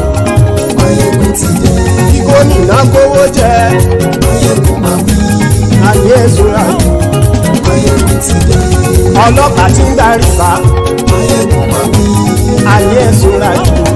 Maiyegun ti dé. Aṣòfin tí ń rúfin o. Maiyegun máa wí. Àní ẹ̀sùn ràkì. Maiyegun ti dé. Òpùrọ́ olóṣèlú. Maiyegun máa wí. Àní ẹ̀sùn ràkì. Maiyegun ti dé. Ọ̀jẹ̀lú ẹ̀sùn ràkì. Maiyegun ti dé. Àní ẹ̀sùn ràkì. Maiyegun ti dé.